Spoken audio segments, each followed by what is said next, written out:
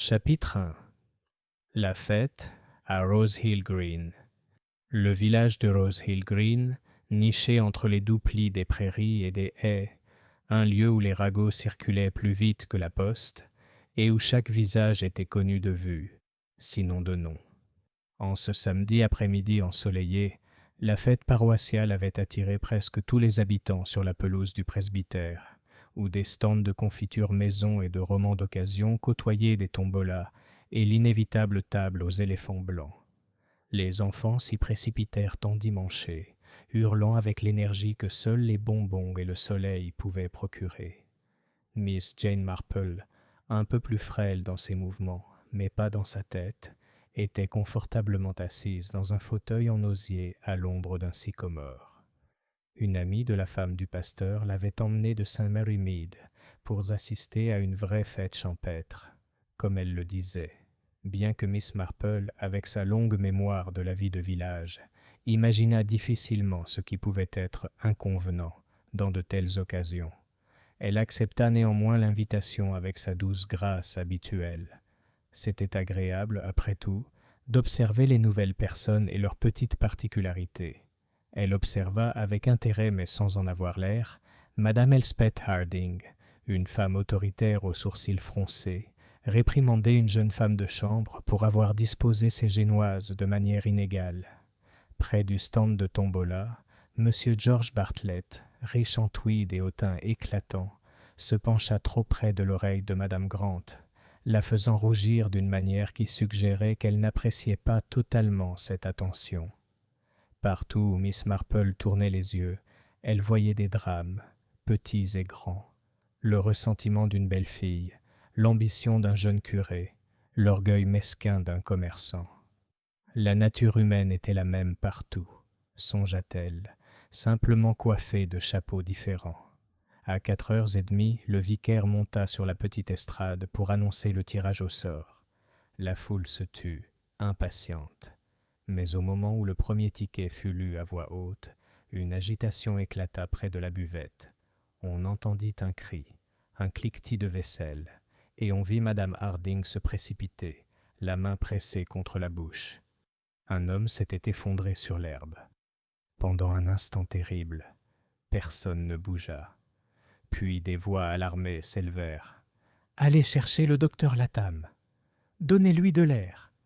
Il s'est évanoui, le pauvre. » Mais en se relevant, s'appuyant légèrement sur sa canne, Miss Marple comprit déjà qu'il ne s'agissait pas d'un simple malaise. M.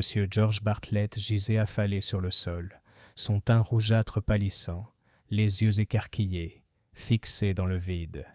Lorsque le docteur Latham arriva, essoufflé et vif, la foule s'écarta devant lui comme une marée. Il s'agenouilla, procéda à un examen superficiel, puis leva les yeux d'un air grave. « J'ai bien peur, » dit-il d'une voix basse mais pleine de force, « que M. Bartlett soit bel et bien mort. » Il y eut une inspiration collective, suivie d'un brouhaha de spéculations. « Arrêt cardiaque, » disaient certains. « Trop de cognac, » suggéraient d'autres. Mais Miss Marple, qui avait observé la scène d'un œil calme, remarqua le verre de limonade intact à côté de l'assiette de gâteau, la légère trace sur le bord et l'étrange expression de soulagement qui brilla, l'espace d'un instant, sur le visage sévère de Madame Harding. Elle se rassit, son sac à tricot sur les genoux, et pensa à Saint Mary Mead, où tant de fois elle avait vu des vies apparemment respectables cacher amertume, envie ou peur.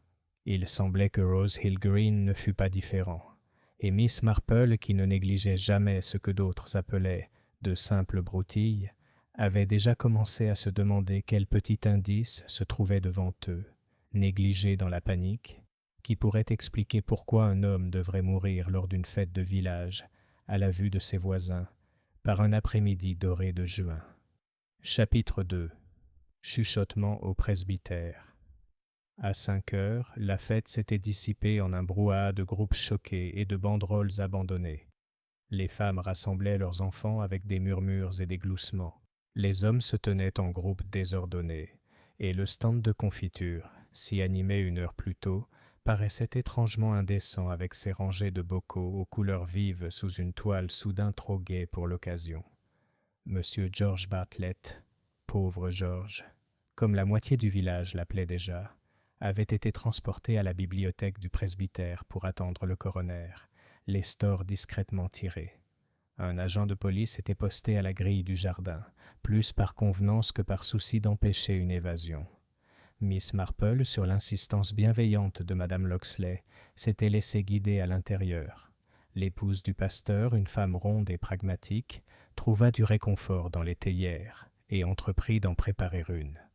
Bien que Miss Marple ait eu l'impression que le thé, par un tel après-midi, s'apparentait à un sacrement, elle ne fut pas surprise de voir à quelle vitesse les tasses se multipliaient et les mains se tendaient vers elle. Le deuil doit être nourri et abreuvé comme tout être vivant. Quand je pense, dit Madame Locksley d'une voix basse mais animée par l'urgence de la conversation, qu'on était à 2 minutes de remettre le jambon, Madame Prose l'a offert spécialement, et elle sera bien mortifiée qu'il n'ait pas été récompensé. Tout ça, c'est vraiment horrible. Bien sûr, le docteur Latham parle du cœur, il l'a laissé entendre, mais George avait toujours cette couleur. Floride, proposa doucement Miss Marple. Oui, Floride, acquiesça Madame Locksley, comme si le mot était un diagnostic. Et un vrai gourmand. Elspeth Harding m'a dit la semaine dernière qu'il s'était arrêté à la boulangerie 3 matins de suite pour acheter des brioches Chelsea. Non pas qu'Elspeth soit une commère, ajouta-t-elle, un instant de remords traversant son visage. Seulement elle connaît tout du village grâce aux affaires de son mari. Monsieur Harding demanda mademoiselle Marple avec politesse. Elle n'avait croisé l'homme que de passage, une silhouette discrète à lunettes qui semblait écouter même lorsqu'il parlait. L'avocat, confirma madame Locksley. Un cabinet des plus respectables. Elspeth est pragmatique. Elle aide partout. Elle exige plutôt des normes. Elle hésita. C'est terrible à dire dans un tel moment, mais je suis sûr d'avoir vu une expression de soulagement sur son visage. Très vite disparue, bien sûr. Miss Marple, qui l'avait également vue, sirotait son thé. Le vicaire entra, son col clérical de travers, une perplexité sincère fronçant son front doux. « Ma chère, dit-il à sa femme, l'inspecteur Reeves sera là dans l'heure. Il a téléphoné de Marleycombe. L'agent Evans a reçu des instructions pour, empêcher les gens de, trop ranger. Il a parlé de préserver les lieux. » Le vicaire déglutit, bouleversé par sa propre phrase. Cela paraît terriblement dramatique. « Je pense, dit Miss Marple, que c'est tout à fait raisonnable. »« Oui, oui, bien sûr. » Le vicaire la regarda en clignant des yeux, remarquant sa présence posée et aérienne, et sembla reprendre courage. « Il paraît que Miss Marple a déjà été témoin de ces événements. »« Juste la vie de village, monsieur Locksley, » répondit-elle doucement. « On apprend beaucoup en vivant tranquillement au même endroit pendant longtemps. » C'était une remarque à la fois modeste et tout à fait vraie. Les gens allaient et venaient dans le salon du presbytère, chacun adressant un murmure de sympathie à madame Locksley et jetant un regard avide autour de lui. Madame Grant, les joues encore légèrement roses des attentions de monsieur Bartlett, s'affala délicatement sur le canapé en chintz. La jeune servante du stand de gâteaux, Anne comme on l'appelait, blême, déclara qu'elle ne toucherait plus jamais à la limonade, même si elle vivait jusqu'à 90 ans. Quelques minutes plus tard, elle grignotait un scone, ce qui suggéra à Miss Marple qu'Anne n'était pas du genre à tenir ses promesses. On entendait des bribes de paroles un peu partout, prononcées sur ce ton si particulier que les Anglais adoptent pour les tragédies, mais à une fête. Vous pouvez y croire, son pauvre cœur. Le docteur Latham avait l'air très sérieux.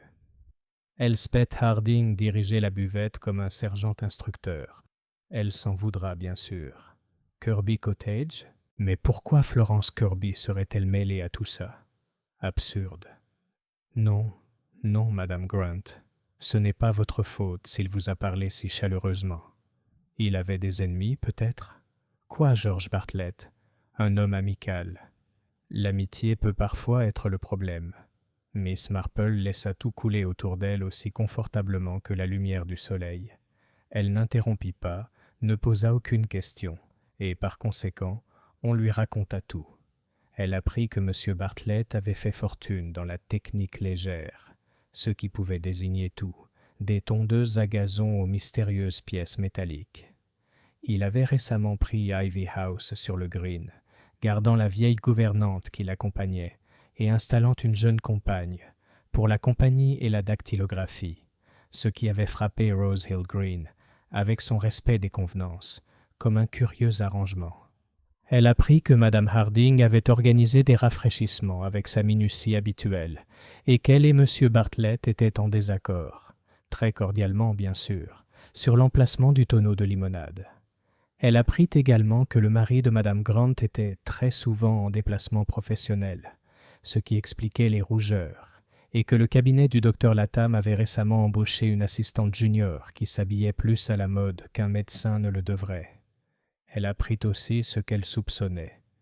M. Bartlett était un homme qui aimait être apprécié et se donnait inutilement du mal pour l'être. De tels hommes, Miss Marple le savait, étaient rarement aussi inoffensifs qu'ils le paraissaient, car le désir de plaire est cousin du désir d'être admiré, et l'admiration, une fois goûtée, est un breuvage puissant. « Inspecteur Reeves, madame » annonça l'agent Evans sur le seuil. Un instant plus tard, l'inspecteur entra. Un homme carré, la mâchoire pensive, les cheveux un peu trop longs sur la nuque, et le regard qui ne manquait de rien. Il serra la main du vicaire et de son épouse, inclinant la tête vers Miss Marple avec l'indifférence polie réservée aux visiteurs âgés, qu'il faut accueillir avec gentillesse et tenir à l'écart. « Mesdames, monsieur », il consulta un petit carnet. « Si vous me le permettez, je dois parler à ceux qui étaient là présents lors du malaise de M. Bartlett. D'abord au médecin. »« Bien sûr, » dit le vicaire. « Par ici, inspecteur. » Tandis qu'il se dirigeait vers la bibliothèque, Miss Marple se leva avec une difficulté non feinte. Sa raideur était bien réelle, et s'arrêta près de la petite table d'appoint où un plateau avait été déposé à la hâte. Là, parmi les biscuits et les inévitables sandwichs bien intentionnés, se trouvait une serviette en papier plié, du genre de celles utilisées lors des thés de village. Dessus, une demi-lune de poudre nacrée distincte. Les doigts de Miss Marple planèrent un instant au-dessus de la marque, puis se retirèrent. Elle avait découvert qu'il n'était pas nécessaire de tout toucher pour le voir. Dehors, les détritus de la fête s'agitaient faiblement au gré du vent. La banderole s'affaissait mélancoliquement, comme toujours après avoir rempli son office, et un régiment de gobelets en carton avançait au hasard sur la pelouse. La tente des rafraîchissements était restée, sur instruction de Reeves, exactement telle qu'elle était, bien que Madame Harding ait prôné la propreté élémentaire, comme s'il s'agissait d'un impératif moral. Elle se tenait maintenant, les lèvres pincées, près du rabat de la tente, aussi prête à recevoir l'inspecteur qu'elle aurait admis un invité imprécis à dîner. « Madame Harding, » dit l'inspecteur Reeves, « vous étiez chargée des rafraîchissements. Je vous serais reconnaissant de bien vouloir m'expliquer ce qui a été servi et par qui. » Elle le fit avec une économie admirable. Du thé de la grande théière, bien nettoyé ce matin, et du café pour ceux qui insistaient. 2 pichets de limonade préparés par sa femme de chambre sous sa supervision personnelle, des sandwichs au jambon, des sandwichs au cresson, du gâteau aux graines, du biscuit Victoria, et une expérience pleine d'espoir avec des sandwichs à la betterave, qui n'avaient pas été un succès. Chaque article avait été sous son œil. Non, aucun étranger n'était entré et sorti. Oui, on avait pris de l'argent pour les tasses et les parts.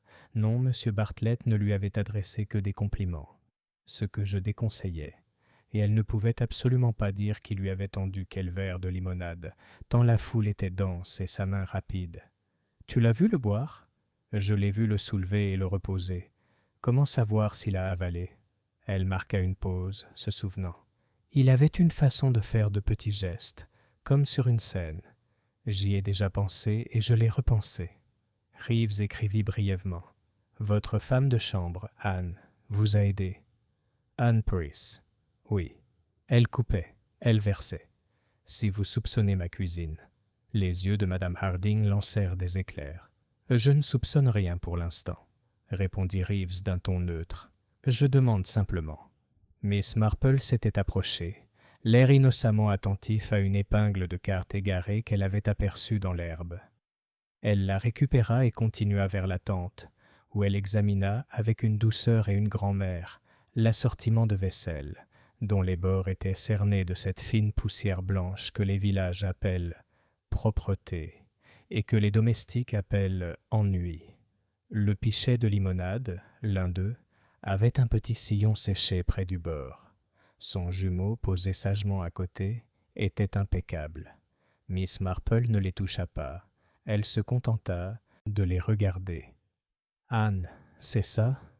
demanda-t-elle d'une voix qui aurait pu s'enquérir du prix des groseilles. Les yeux de la jeune fille étaient rouges, mais provocateurs. La jeunesse est souvent courageuse après coup. « Oui, madame. »« Tu as coupé les citrons ? » Les pépins sont si pénibles qu'on a toujours peur de les retrouver dans le verre. Anne renifla. « Madame Harding dit que les tranches bien coupées sont plus belles, madame. J'ai retiré les pépins que j'ai pu avec une fourchette. »« Très louable, » dit Miss Marple. « Et le sucre ? » ?»« J'ai fait bouillir un sirop, comme le cuisinier me l'a montré. » Miss Marple hocha la tête. « Et les verres, ont-ils été tous servis en même temps, ou apportés comme demandé ? » « Sortez tout de suite, » dit Anne. « Madame Harding aime que tout soit prêt. Elle trouve que c'est négligent de courir de long en large. Et quelqu'un, je me demande, a-t-il apporté quelque chose à ajouter à la limonade ? Les gens sont si fantaisistes. Une goutte de framboise, peut-être, ou un brin de menthe ? » Les yeux d'Anne s'écarquillèrent. « Oh non, madame. »« Tout à fait, » dit Miss Marple. « Ceux qui aiment les fantaisies devraient apporter les leurs. » Le regard de l'inspecteur Reeves, qui avait d'abord glissé sur Miss Marple comme un bateau sur une roselière, se posa à nouveau sur elle avec un respect réticent. « Vous avez remarqué quelque chose, madame ? » « J'ai remarqué, » dit Miss Marple d'un ton doux, « qu'un pichet est plus collant que l'autre, inspecteur. Bien sûr, cela ne signifie peut-être rien de plus sinistre qu'une main maladroite. Il est si facile de faire couler quand on verse. » Reeves grogna. « Agent !» appela-t-il, et le jeune homme à la grille trotta vers lui. « Personne ne doit toucher à ces cruches. Le docteur Latham saura qui appeler. Et vous, madame Harding, ceci n'est pas une accusation. Ne vous offusquez pas. Mais avez-vous des poudres en votre possession ? Pour le ménage ? Des rats, peut-être ? » Elspeth Harding se redressa. « Ma maison n'est pas infestée, inspecteur. S'il y a des poisons à Rose Hill Green, il n'y en a pas dans mon garde-manger. » « Un homme est mort, » dit Reeves, non sans gentillesse, « et je dois poser des questions grossières. » Il se tourna vers Miss Marple. « Vous étiez là à ce moment-là, madame ? » « Marple, » répondit-elle. « Je suis en visite. J'étais assise sous le sycomore.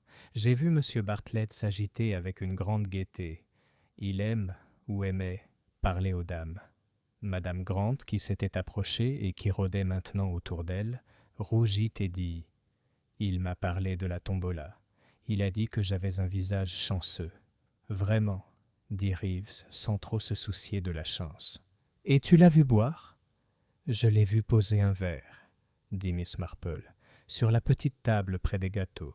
Il y avait une tache sur le bord. Je l'ai remarqué parce que les gâteaux étaient si joliment disposés que la tache ressortait. »« Une tache de quoi ? » Le crayon de Reeves était déjà prêt. « Je ne saurais le dire, bien sûr, » répondit Miss Marple. « Un peu nacré, peut-être, mais je suis vieille. On invente des choses avec les yeux. J'ose dire que c'était juste la lumière. » Reeves, qui ne croyait pas que la lumière puisse inventer la substance, prit note. « Nous aurons ce verre s'il peut être identifié. » Il regarda autour de lui, calculateur. « Mais il faudra compter sur la providence. » Il valait mieux, pensait Miss Marple, toujours compter sur la nature humaine. La providence est un allié incertain, mais les gens se répètent avec une fidélité admirable. En début de soirée, l'agitation immédiate avait laissé place à la procédure officielle. Le corps avait été enlevé avec la solennité requise. L'attente de restauration, malgré les protestations, était restée intacte.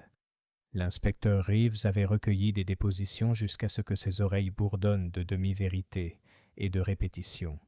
Le village s'était dispersé dans ses maisons, où les stores étaient à moitié tirés, et les dîners dégustés à l'ombre consciente des nouvelles. De retour dans la chambre d'amis du presbytère où Madame Locksley avait insisté pour qu'elle passe la nuit, Miss Marple s'assit dans un fauteuil en chintz et réfléchit à son tricot. C'était un petit pull pour l'enfant d'une filleule, bleu, car le bleu convient à la plupart des bébés et évite les ennuis plus tard. Elle reprit ses aiguilles et les reposa. Mourir, songea Miss Marple, est une affaire privée, même si elle se déroule au milieu de la foule et du vacarme. L'essentiel se produit entre deux respirations, et tous les témoins du monde ne peuvent raconter que ce qui s'est passé avant et après. Les détails qui entourent cet espace, voilà ce à quoi elle faisait confiance. Une tache sur un verre, une carafe plus collante que sa consoeur, un soulagement sur un visage habitué à commander. On frappa à la porte, doucement, en signe d'excuse. « Entrez », appela Miss Marple. L'inspecteur Reeves entra, chapeau à la main. Il se leva tandis qu'elle lui indiquait une chaise, puis s'assit, comme s'il doutait de la décence de s'asseoir devant une dame âgée. « J'ai téléphoné, dit-il, et je me suis dit que vous seriez bien avisé, étant un ami de la femme du vicaire. L'avis préliminaire du docteur Latham est que M. Bartlett n'est pas mort d'une maladie cardiaque.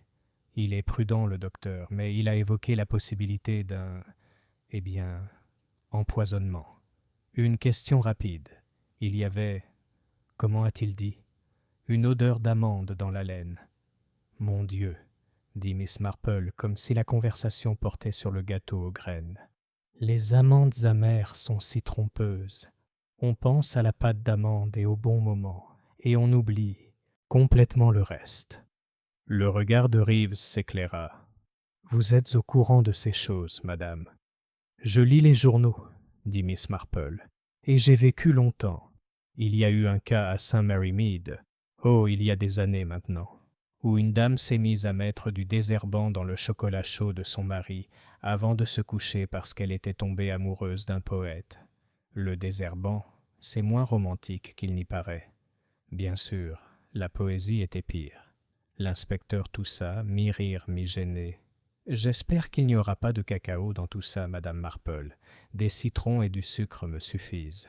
Puis-je vous demander, pourquoi avez-vous remarqué le pichet ? » « Parce que le ménage est une sorte de vocation, » dit Miss Marple. « On ne le quitte jamais vraiment.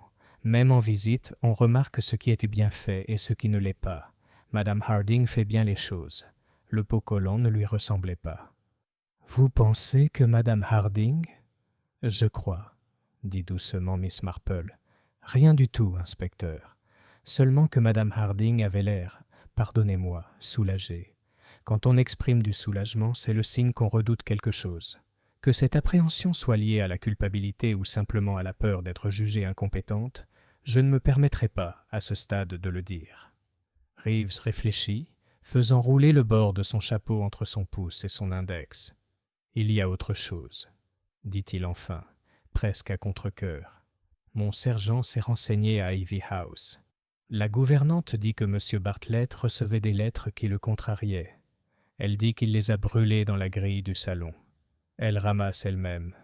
Ce matin, avant la fête, elle a trouvé quelque chose qui était tombé derrière la brique réfractaire. Un coin de papier, roussi sur le bord. Elle pensa que ce n'était rien, la pauvre, et le jeta avec les balayures. Mais après que le médecin eut parlé de poison, elle s'en souvint et le repêcha dans la poubelle. Ce n'est qu'un bout de papier, remarquez. Un coin avec quelques mots. Je l'ai en bas. Il y a une tache dessus, de la suie et quelque chose de gras. Les yeux de Miss Marple, autrefois d'un bleu doux comme un ciel d'été, devinrent vifs et brillants. Elle resta silencieuse un long moment, puis tout bas. « Si vous voulez bien satisfaire la curiosité d'une vieille femme, inspecteur. » Il se leva aussitôt. « Je l'ai apporté, en fait. Je pensais que tu avais peut-être un don pour l'écriture. Les femmes en ont souvent. » Il fouilla dans sa poche de poitrine et en sortit une petite enveloppe. À l'intérieur se trouvait le morceau de papier, Un coin déchiré, légèrement carbonisé, avec une main crispée, légèrement impatiente. 5 mots seulement, et la moitié d'un autre. La ligne se brisait sur la déchirure. « Puisque la cheminée !» Pas un jour. Miss Marple soupira. « Mon Dieu !» dit-elle. « C'est vraiment gênant. » Incommode, Reeves parut perplexe. « Les cheminées, dit Miss Marple, sont les cachettes les plus insalubres.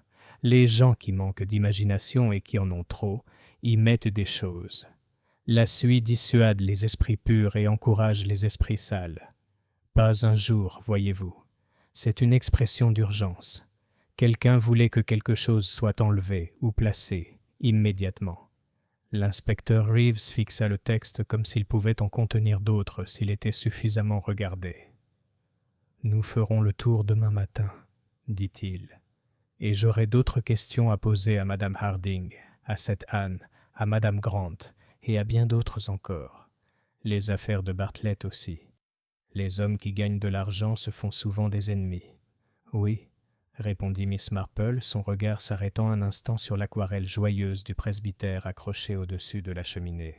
« Et parfois, ils font des promesses. » Il se leva. À la porte, il marqua une pause. « Vous resterez, j'espère, Madame Marple. Au moins jusqu'à l'enquête. Si Madame Locksley veut bien de moi, dit-elle, je ne serai pas une source d'ennui. Je suis tout à fait autonome, et je tricote très discrètement. » L'inspecteur Reeves, qui ne manquait pas d'humour, sourit. « Bonsoir alors. » Il hésita, gêné pour la première fois. « Permettez-moi de dire que je serai ravi de vos observations. Restons entre nous, bien sûr. »« Strictement, » dit Miss Marple, et son sourire était celui qu'elle arborait le plus souvent. Le sourire bienveillant de l'âge, que les inattentifs prennent pour du vague, et que les sages traitent avec prudence. Après son départ, elle resta assise un moment, à écouter la maison. Dans les vieilles maisons, le silence n'est pas vide, mais empli de petits craquements et de soupirs, de tuyaux qui parlent et de planchers qui échangent des confidences. Quelque part en bas, Madame Locksley avançait avec le pas laborieux d'une femme préparant un plateau, que quelqu'un le veuille ou non. Quelque part dans le chemin, à l'extérieur, une sonnette de vélo résonnait, hésitante, comme une pensée qu'on pourrait encore abandonner. « La cheminée », murmura Miss Marple en effleurant le fragment de texte du bout du doigt comme s'il allait brûler. Pas un jour. Elle reprit enfin son tricot et commença à compter les mailles, ses lèvres remuant faiblement, ses aiguilles produisant ce léger cliquetis qui est le son de la patience. Elle revit la fête, disposée comme un tableau, l'ombre du sycomore, les gâteaux si consciencieusement coupés, les 2 citronniers, l'empreinte poudreuse sur une serviette négligée, le verre à la tache nacrée. Elle revit le visage d'Elspeth Harding tandis que la nouvelle était annoncée, la montée et la descente de la gorge, le premier choc, puis, si rapide qu'on aurait pu douter de l'avoir vue, le relâchement, l'expiration. Il y avait toujours des schémas. L'art résidait dans la nécessité de ne pas les imposer trop vite. Elle se leva aussitôt, replia son tricot dans son sac et éteignit la lampe, laissant le store de la fenêtre légèrement relevé, comme à son habitude dans les pièces inconnues. L'obscurité s'installa, agréable, quelque part dans l'une des cheminées de Rose Hill Green, en briques ou métaphoriquement. Quelque chose attendait d'être démonté. Pas un jour, disait la lettre. Cela signifiait hâte. Et la hâte, Miss Marple l'avait découvert, était le défaut que presque tout le monde partageait à la rigueur. Chapitre 3. Le village en deuil. Dimanche matin, à Rose Hill Green extérieurement, le village était inchangé. Les cloches sonnaient à travers les champs, les ifs du cimetière se dressaient dans leur solennité habituelle, et les paroissiens s'installaient docilement sur les bancs. Pourtant, sous la surface, le village avait changé, de cette manière subtile et irrévocable qui survient lorsque la mort s'immisce dans le quotidien. Les chapeaux étaient baissés, les voix étaient étouffées, même en plein air, et le regard de chaque voisin semblait mesurer ce que l'autre pouvait savoir. Des gens qui n'avaient échangé que des salutations polies pendant des années s'attardaient en maintenant aux portes des jardins, parlant en phrases inachevées avec une gravité plus convaincante que n'importe quel sermon. Au presbytère, mademoiselle Marple rejoignit madame Locksley pour le petit déjeuner. La table était dressée avec autant de soin que d'habitude. Le bacon était croustillant, les toasts beurrés avec un soin consciencieux, mais l'atmosphère était empreinte d'une attente modérée. Les mains de madame Locksley s'agitaient avec agitation, comme si ranger le pot de marmelade pouvait remettre de l'ordre dans un monde désordonné. « Je n'aime pas la façon dont le village parle, » avoua-t-elle enfin. Tout le monde murmure comme si un meurtre avait été commis. Elle parut surprise par sa propre audace. « Pardonnez-moi, Miss Marple, mais un tel mot. Il me semble peu chrétien de l'employer pour ses voisins. »« Pas du tout, ma chère, » dit doucement Miss Marple en remuant son thé. « C'est un mot, rien de plus. Et les mots, comme les gens, sont souvent plus inoffensifs qu'ils n'y paraissent, à moins qu'on ne les utilise pour nuire. » Madame Locksley lui adressa un sourire rapide et anxieux, mais le soulagement vacillait également, comme si la présence calme de la femme plus âgée lui donnait la permission d'exprimer ses propres peurs privées. Potin dans la ruelle. Après l'office, les villageois se déversèrent dans l'allée devant l'église, formant des groupes qui tenaient comme des chardons, malgré la bruine qui commençait à tomber. C'est là que Miss Marple, se déplaçant discrètement parmi eux avec son petit parapluie, recueillit plus que n'importe quelle confession n'aurait pu en donner. Madame Grant, toujours pâle, confia à Madame Prose qu'elle avait été la dernière à parler au pauvre monsieur Bartlett. Il était tout à fait lui-même, insista-t-elle, tout à fait jovial, et puis, sa main se porta à sa gorge. Je ne l'oublierai jamais. D'un autre côté, un ton différent parvint. Monsieur Harding, l'avocat, parle avec sa précision et sa prudence de la nécessité d'une enquête du coroner. Son épouse, Elspeth, se tenait à ses côtés, le menton haut, la bouche marquée d'une profonde retenue. On aurait pu la croire calme. Pourtant Miss Marple vit la raideur des jointures de sa main serrant le manche de son parapluie, blanchi par la pression. Soulagement hier, retenue aujourd'hui. Une femme qui maîtrise les apparences, pensa Miss Marple, est souvent une femme qui maîtrise quelque chose de plus. Pendant ce temps, la jeune Anne Brace avait été entendue dire au garçon de l'épicier qu'elle ne servirait plus jamais de limonade, pas même au roi lui-même. Le garçon, dont le sens du drame était dénué de bon sens, avait rapidement poussé l'histoire plus loin, l'enjolivant jusqu'à ce que certains murmurent qu'Anne avait vu de ses propres yeux verser du poison dans la cruche. Miss Marple remarqua, comme toujours, comment les histoires prennent de l'ampleur lorsqu'elles passent de bouche à oreille. À St. Mary Mead, elle avait un jour vu l'histoire d'un chat disparu se transformer, en 3 récits, en la disparition de toute une maison. La tournée de l'inspecteur Reeves. L'inspecteur Reeves, quant à lui, apparut après la cérémonie, d'un pas décidé, celui d'un homme qui comprenait aussi bien les villageois que les suspects. Il interrogea discrètement le vicaire à la grille du cimetière, salua poliment madame Harding et demanda à voir l'enfant de chœur qui distribuait les partitions de cantiques. Rien ne lui échappa. Pourtant, pensa mademoiselle Marple, tout était trop nouveau pour lui. Il ne pouvait pas encore se permettre une longue relation, qui révèle mieux les habitudes d'une personne que n'importe quelle déclaration. Plus tard, il se rendit au presbytère, où Miss Marple tricotait par hasard près de la fenêtre du salon. On le fit entrer aussitôt. « Bonjour, madame Marple, » dit-il en soulevant son chapeau avec plus de chaleur que la veille. « J'ai pensé que cela pourrait vous intéresser. Le morceau de papier de la cheminée de Bartlett a été examiné ce matin. Il s'agit bien d'un extrait de lettre, et j'ai fait fouiller la cheminée d'Ivy House. » Et les aiguilles de Miss Marple s'arrêtèrent au milieu du clic. Rien de concluant. Un petit papier carbonisé coincé plus haut, trop abîmé pour être lu. Mais la gouvernante affirme l'avoir entendu marmonner à propos de cette lettre dans la cheminée, le matin même de sa mort. Il semble qu'il soit allé vérifier lui-même, et ne l'ayant pas trouvé, il s'est agité. Sa compagne, mademoiselle Clara Elwood, une jeune femme engagée comme secrétaire, le confirme. Elle a dit qu'il était dans un état lamentable, menacé de tromperie, sans vouloir dire qui. Miss Marple replia son tricot sur ses genoux. C'est très intéressant. Les lettres sont dangereuses. On oublie que l'écrit a tendance à persister, bien plus obstinément que la parole. Tout à fait, a déclaré Reeves, bien que son ton suggérait qu'il pensait toujours en termes d'empreinte digitale et d'analyse de l'écriture. Miss Marple observe. Cet après-midi-là, Miss Marple se dirigea vers Ivy House, soi-disant pour admirer les roses qui bordaient la verdure. La maison était magnifique, ses volets fraîchement repeints, mais avec un léger air de nouveauté qui trahissait qu'elle n'était pas encore complètement habitée par son locataire. Les rideaux étaient tirés pour se protéger des regards indiscrets, ce qui n'empêchait jamais un villageois de jeter un coup d'œil. Elle s'arrêta devant le portail, le regard fixé sur la cheminée. Noircie par la suie, elle ressemblait à n'importe quelle autre.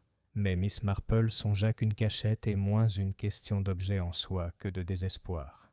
Une cheminée est un endroit choisi non pas pour l'ingéniosité, mais pour la hâte. Madame Harding, traversant le jardin à cet instant, s'arrêta net à la vue de mademoiselle Marple. « Vous admirez les roses ?» demanda-t-elle d'un ton brusque.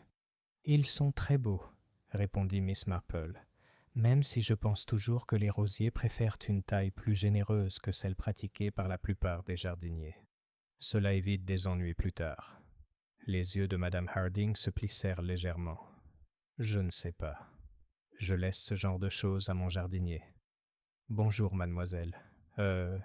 Marple. » Et elle passa rapidement, le pas plus sec qu'auparavant. Miss Marple reprit sa promenade, songeant que madame Harding, qui se targuait de maîtriser tous les détails domestiques, n'était pas femme à laisser faire son jardinier. C'était une petite incohérence, mais les petites incohérences pouvaient mener à des vérités plus vastes. Réflexion du soir. Ce soir-là, le presbytère était silencieux, à l'exception du grattement de la plume de madame Locksley, tandis qu'elle rédigeait des notes pour la guilde des femmes. Mademoiselle Marple, dans sa chambre, était assise à la lumière de la lampe, à nouveau en train de tricoter. Les mots de la lettre tournaient dans sa tête. La cheminée. Pas un jour. Urgence. Peur. Une cachette choisie à la hâte. Et quelqu'un, peut-être plus d'un, qui connaissait son existence. Miss Marple se renversa en arrière, les yeux mi-clos. Elle pensa au soulagement d'Elspeth Harding, aux craintes exagérées d'Anne, aux rougeurs de madame Grant, au besoin d'être aimée de George Bartlett. Chacun était un fil, ténu et fragile, mais avec l'expérience, les fils peuvent se tisser. Une lettre cachée dans une cheminée, un homme mort lors d'une fête.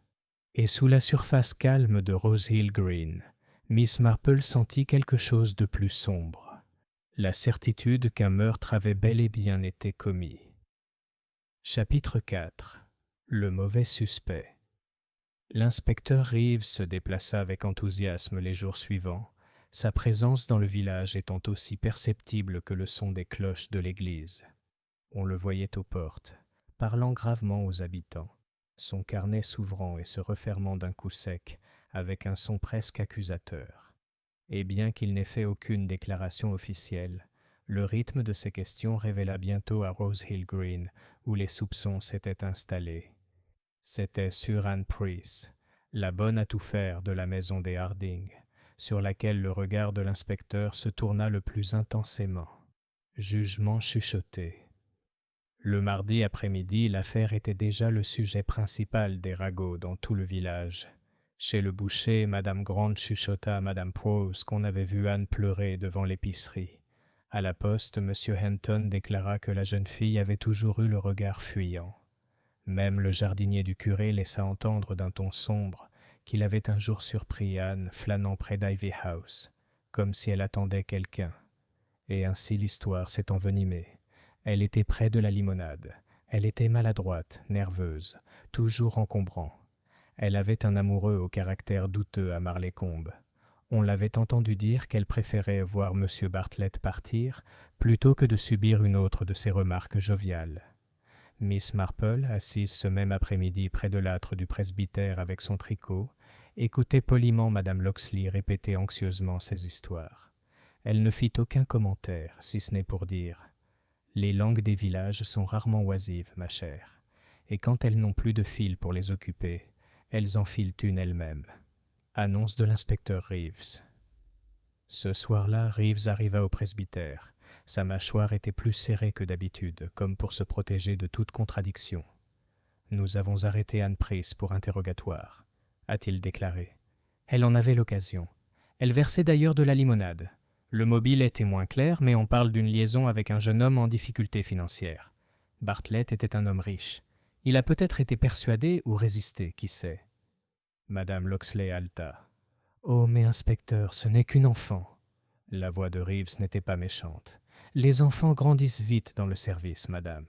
Je ne peux pas ignorer les faits. » Miss Marple croisa les mains sur son tricot. « Les faits sont très utiles, inspecteur, » dit-elle doucement, « mais seulement s'ils sont exacts.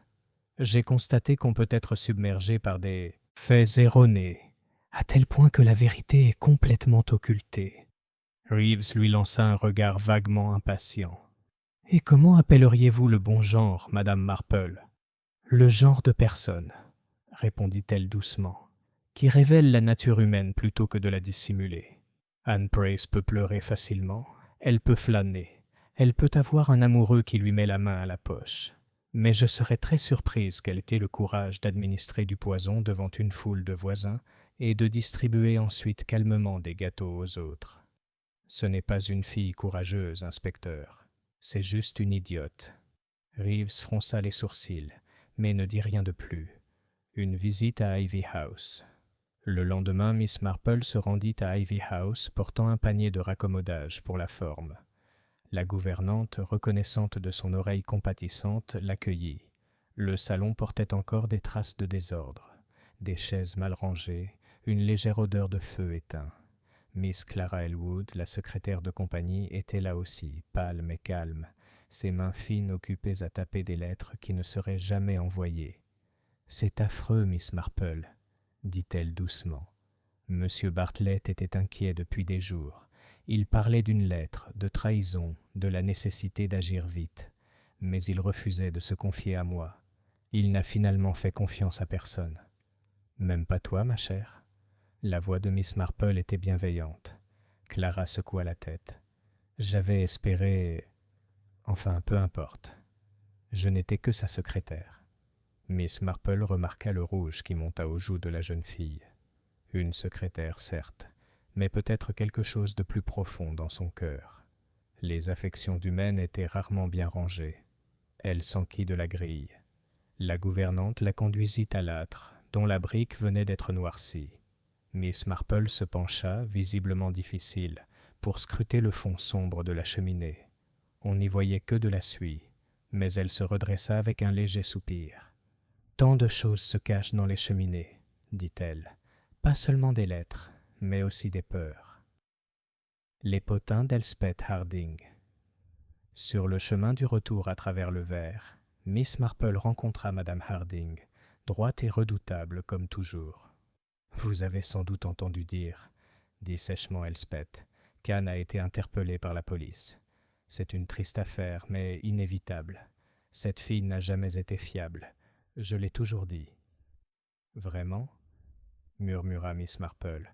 « Je pensais que vous la gardiez malgré son manque de fiabilité. » Madame Harding lui lança un regard perçant. « Il faut faire avec dans un village. Les domestiques compétents sont rares. »« Oui, » acquiesça Miss Marple, « il s'agit souvent de faire avec. Tout comme on fait avec quand on a peur. » Madame Harding rougit, une légère lueur d'agacement perturbant son expression. « Je ne comprends pas ce que vous voulez dire, Miss Marple. »« Peut-être pas, » dit Miss Marple d'un ton tout innocent. Le reflet de Miss Marple. Ce soir-là, seule dans sa chambre, Miss Marple réfléchit à la question.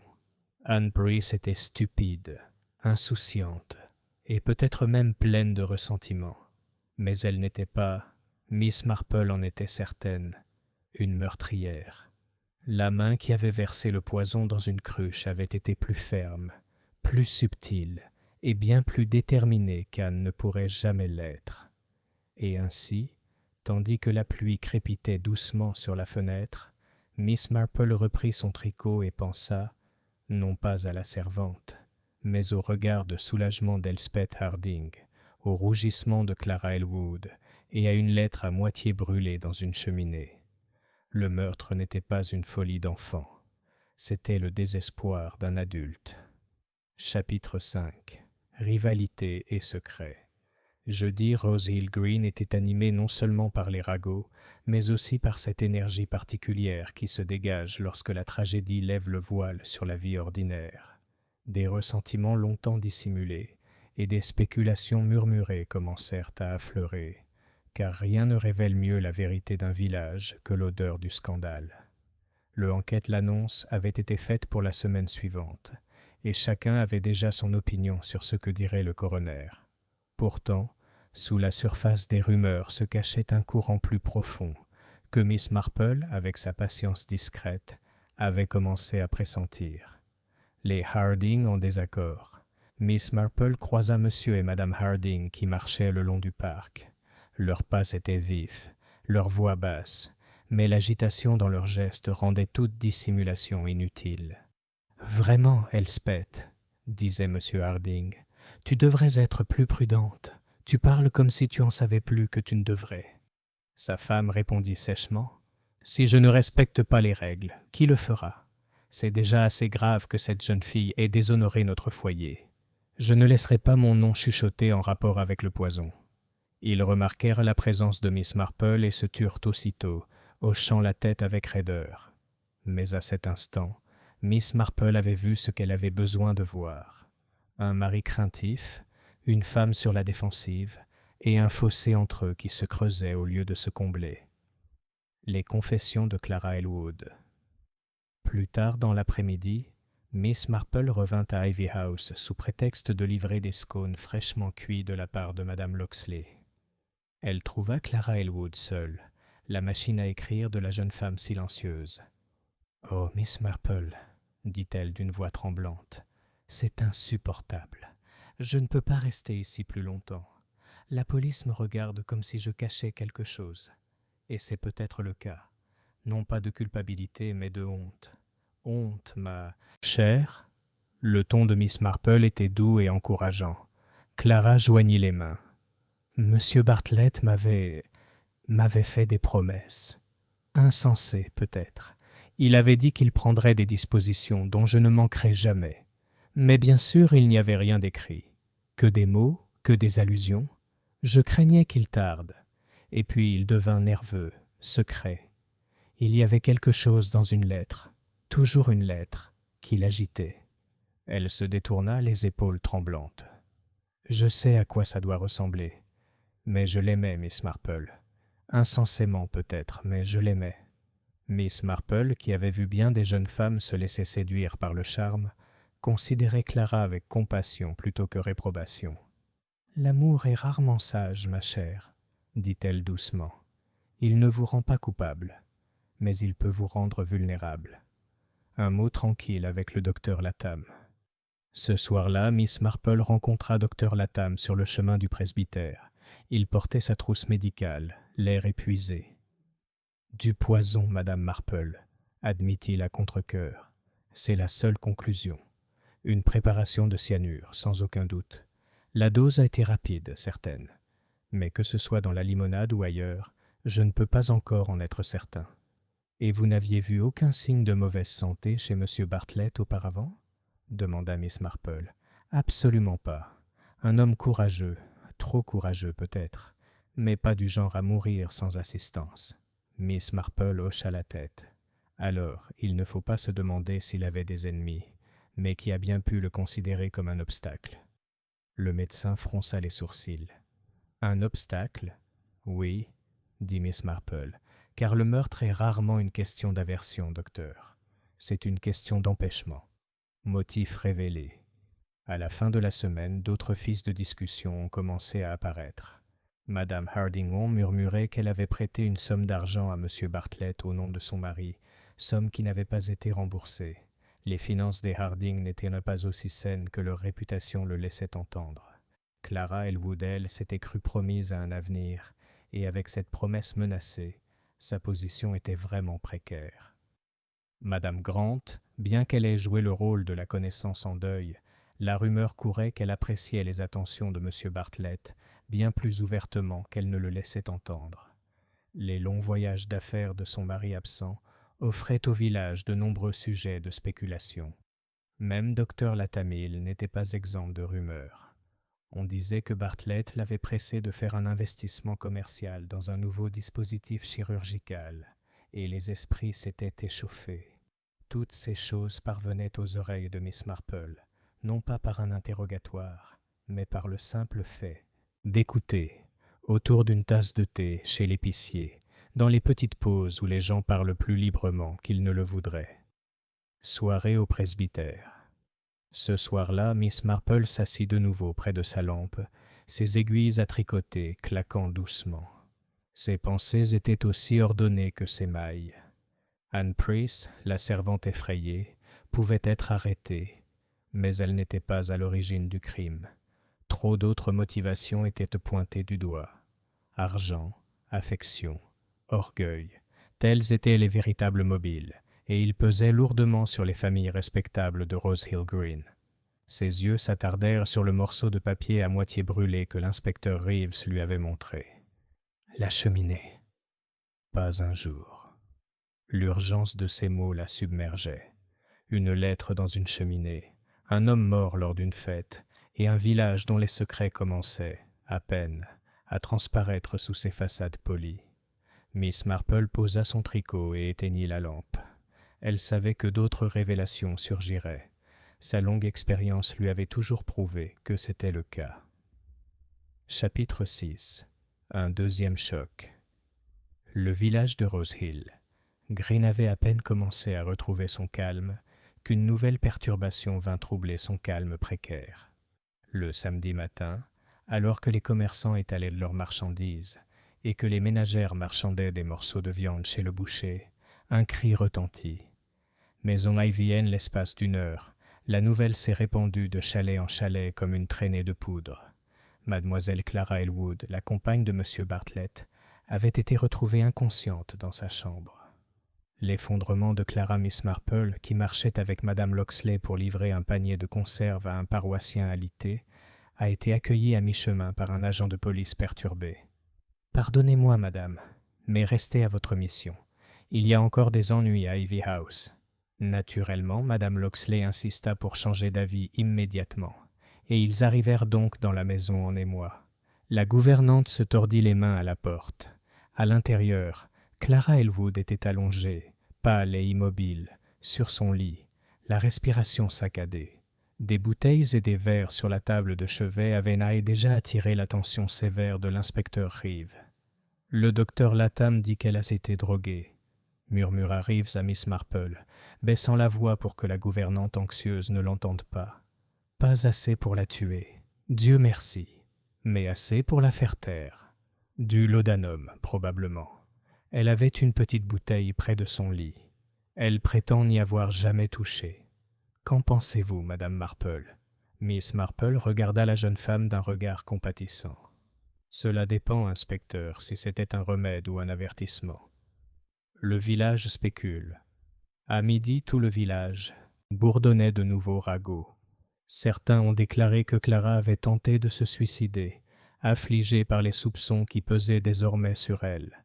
D'autres ont insisté sur le fait qu'il s'agissait d'une preuve de culpabilité, une tentative d'évasion par la mort. Un murmure plus petit et plus sombre suggérait que quelqu'un avait essayé de la faire taire avant qu'elle ne puisse parler de ce qu'elle savait. Madame Harding, rencontrée devant le bureau de poste, était catégorique. « Cette jeune fille est instable. J'ai dit dès le début qu'il était imprudent pour un gentleman d'employer une compagne si jeune. Cela ouvre la porte. Au malentendu. » Miss Marple écoutait poliment, mais son regard, perçant sous la douceur, remarquait le léger tremblement de la main de Madame Harding tandis qu'elle triturait ses lettres. Une femme fière de sa stabilité ne tremblait pas sans raison. Une conversation tranquille avec Reeves. Ce soir-là, l'inspecteur Reeves visita à nouveau le presbytère. Il trouva Miss Marple dans le salon, ses aiguilles claquant comme si rien au monde ne pouvait la troubler. « Je n'aime pas ça, » dit-il brusquement. « D'abord Bartlett, maintenant cette fille. Si c'était un suicide, elle l'avouera à son réveil. Sinon, eh bien, ça veut dire que notre meurtrier est toujours à l'œuvre. »« Vous le saviez déjà, inspecteur, » répondit Miss Marple d'un ton doux. « Les meurtriers s'arrêtent rarement d'eux-mêmes. Ils ne s'arrêtent que lorsque le risque d'être découvert l'emporte sur le danger du silence. » Reeves fronça les sourcils et ouvrit son carnet. « Il y a autre chose. Clara s'est effondrée juste après qu'on l'a entendue se disputer avec Madame Harding. La gouvernante a entendu. Elle a dit que Madame Harding l'accusait d'avoir comploté pour l'argent de Bartlett. La jeune fille a nié avec véhémence. En moins d'une heure, elle était inconsciente. Coïncidence ? Les aiguilles de Miss Marple claquèrent une fois, 2 fois, avant qu'elle ne les pose. Les coïncidences sont très pratiques, inspecteur. Elles évitent de trop réfléchir, mais elles surviennent rarement au bon moment. Reeves se pencha en avant. « Vous croyez que Madame Harding… » « Je crois, » interrompit doucement Miss Marple, « que Madame Harding est une femme habituée à tout contrôler. Pourtant, contrôler est fragile, inspecteur, et les choses fragiles se brisent sous la pression. » Le fragment d'une lettre. Tandis qu'il parlait, Reeves sortit de sa poche le morceau brûlé. Il le déposa soigneusement sur la table, entre eux. La cheminée. Pas un jour. Cela pourrait-il être lié à l'effondrement de Clara ? A-t-il demandé. Miss Marple étudia le fragment avec des yeux qui semblaient presque voir au-delà. Tout est lié, inspecteur. La lettre dans la cheminée, la fête, le verre empoisonné, et maintenant la boisson droguée de ce pauvre enfant.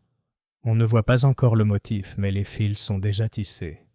Elle leva les yeux vers lui, son expression très douce et très ferme. Soyez prudent, inspecteur.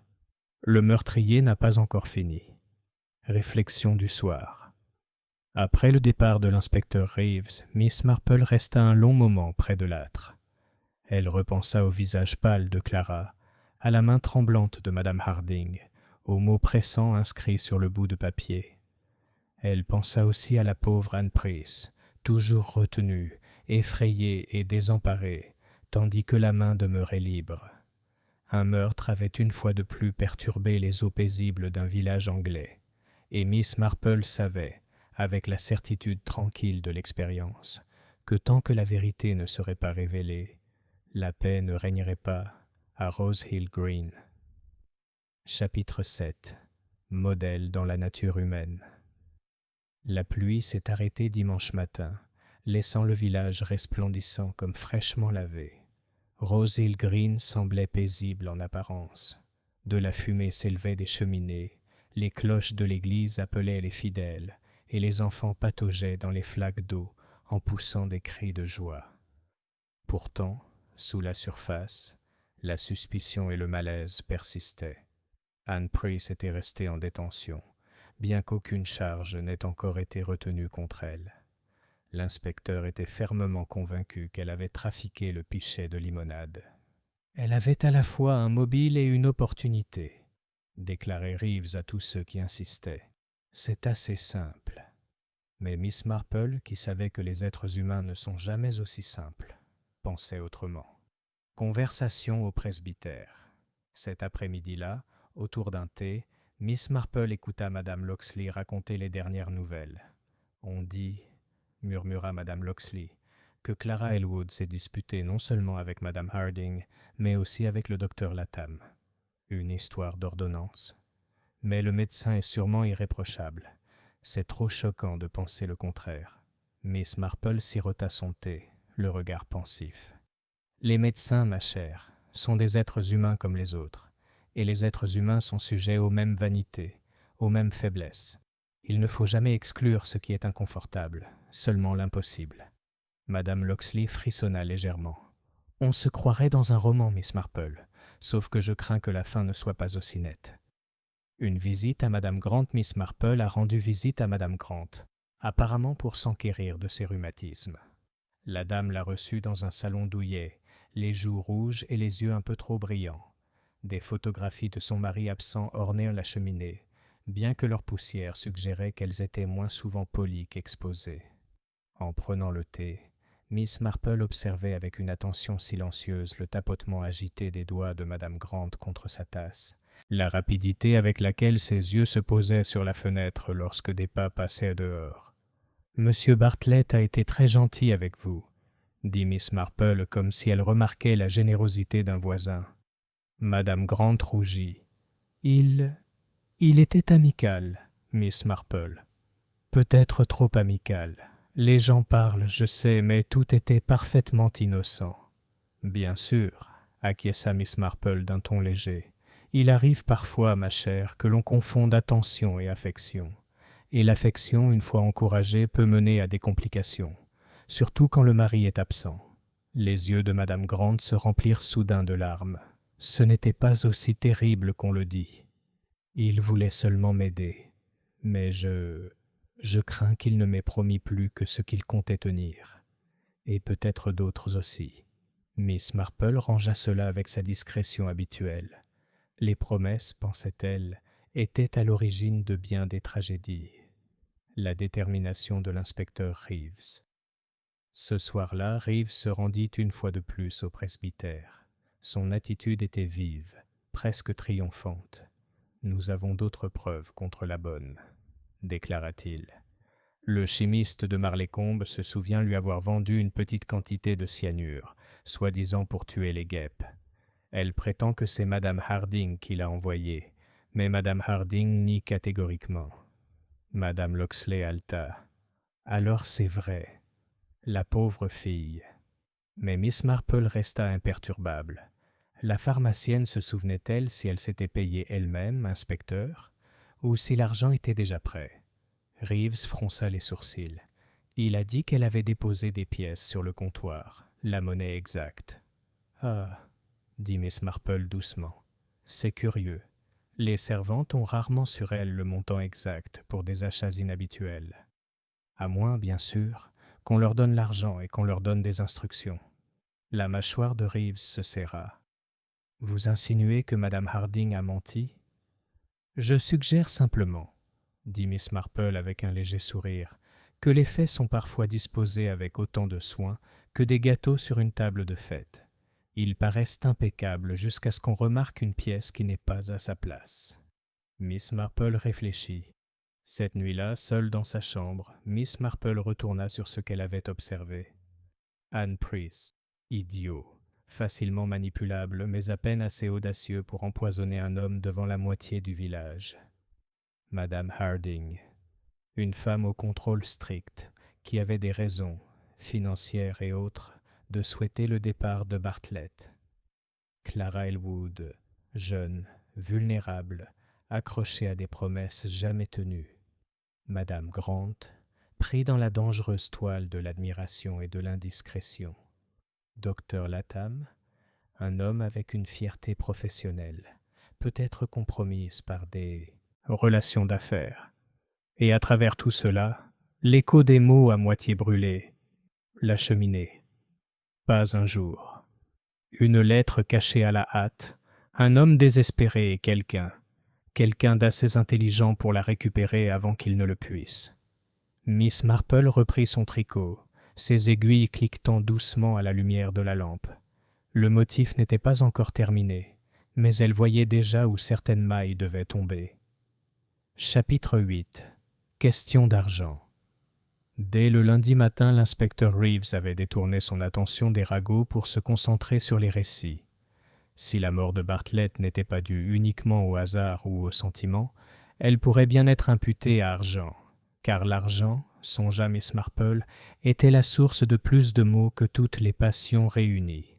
La réticence du solliciteur M. Harding, le notaire du village, avait été convoqué au bureau temporaire de Reeves, dans la salle de classe du presbytère. Il arrive l'air épuisé, ses lunettes glissant sur son nez, ses manières précises jusqu'à la raideur.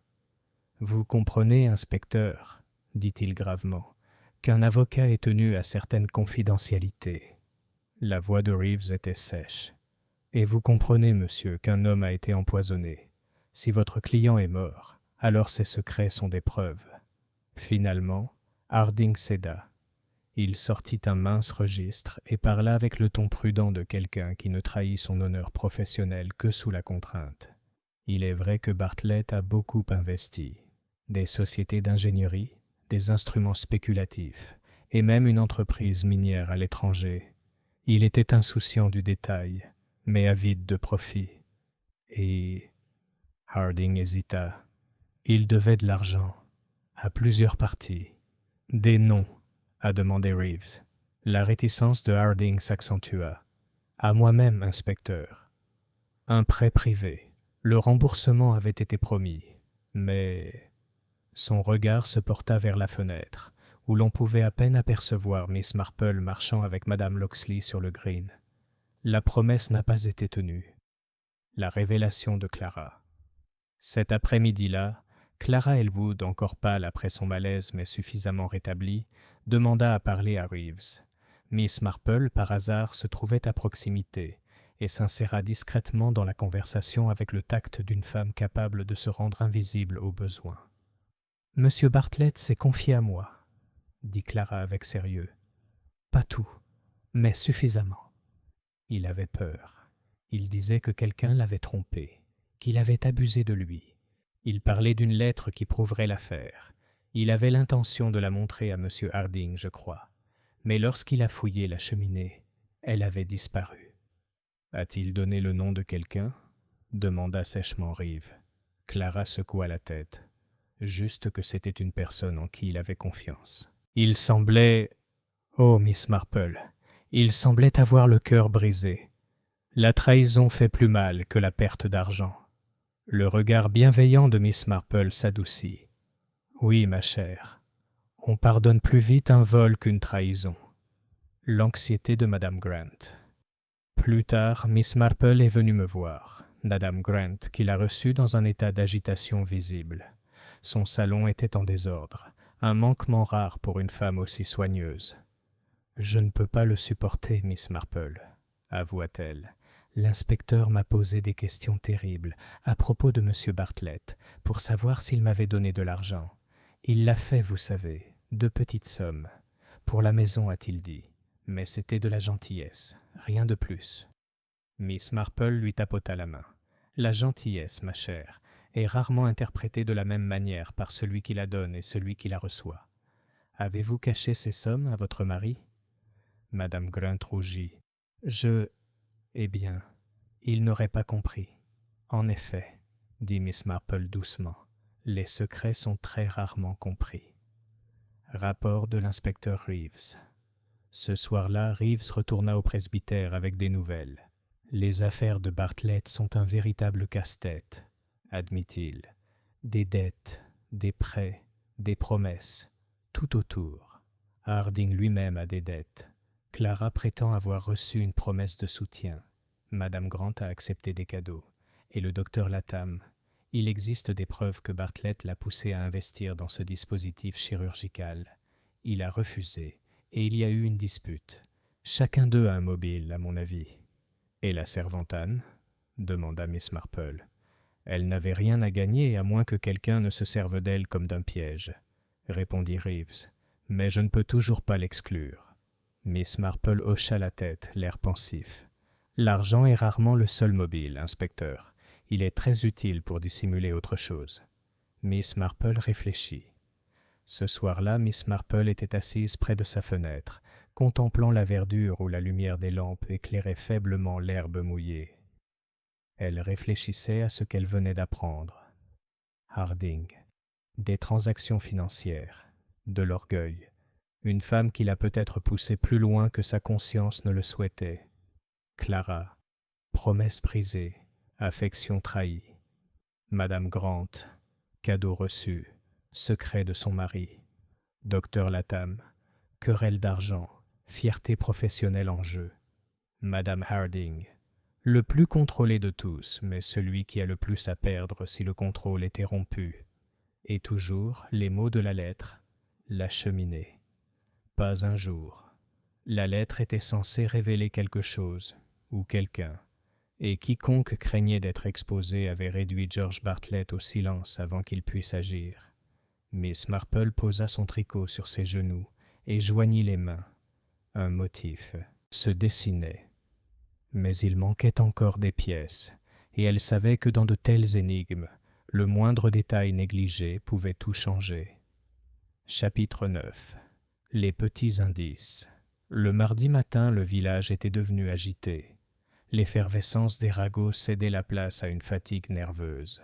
Les gens aspiraient à une résolution, mais redoutaient ce qu'elle pourrait révéler.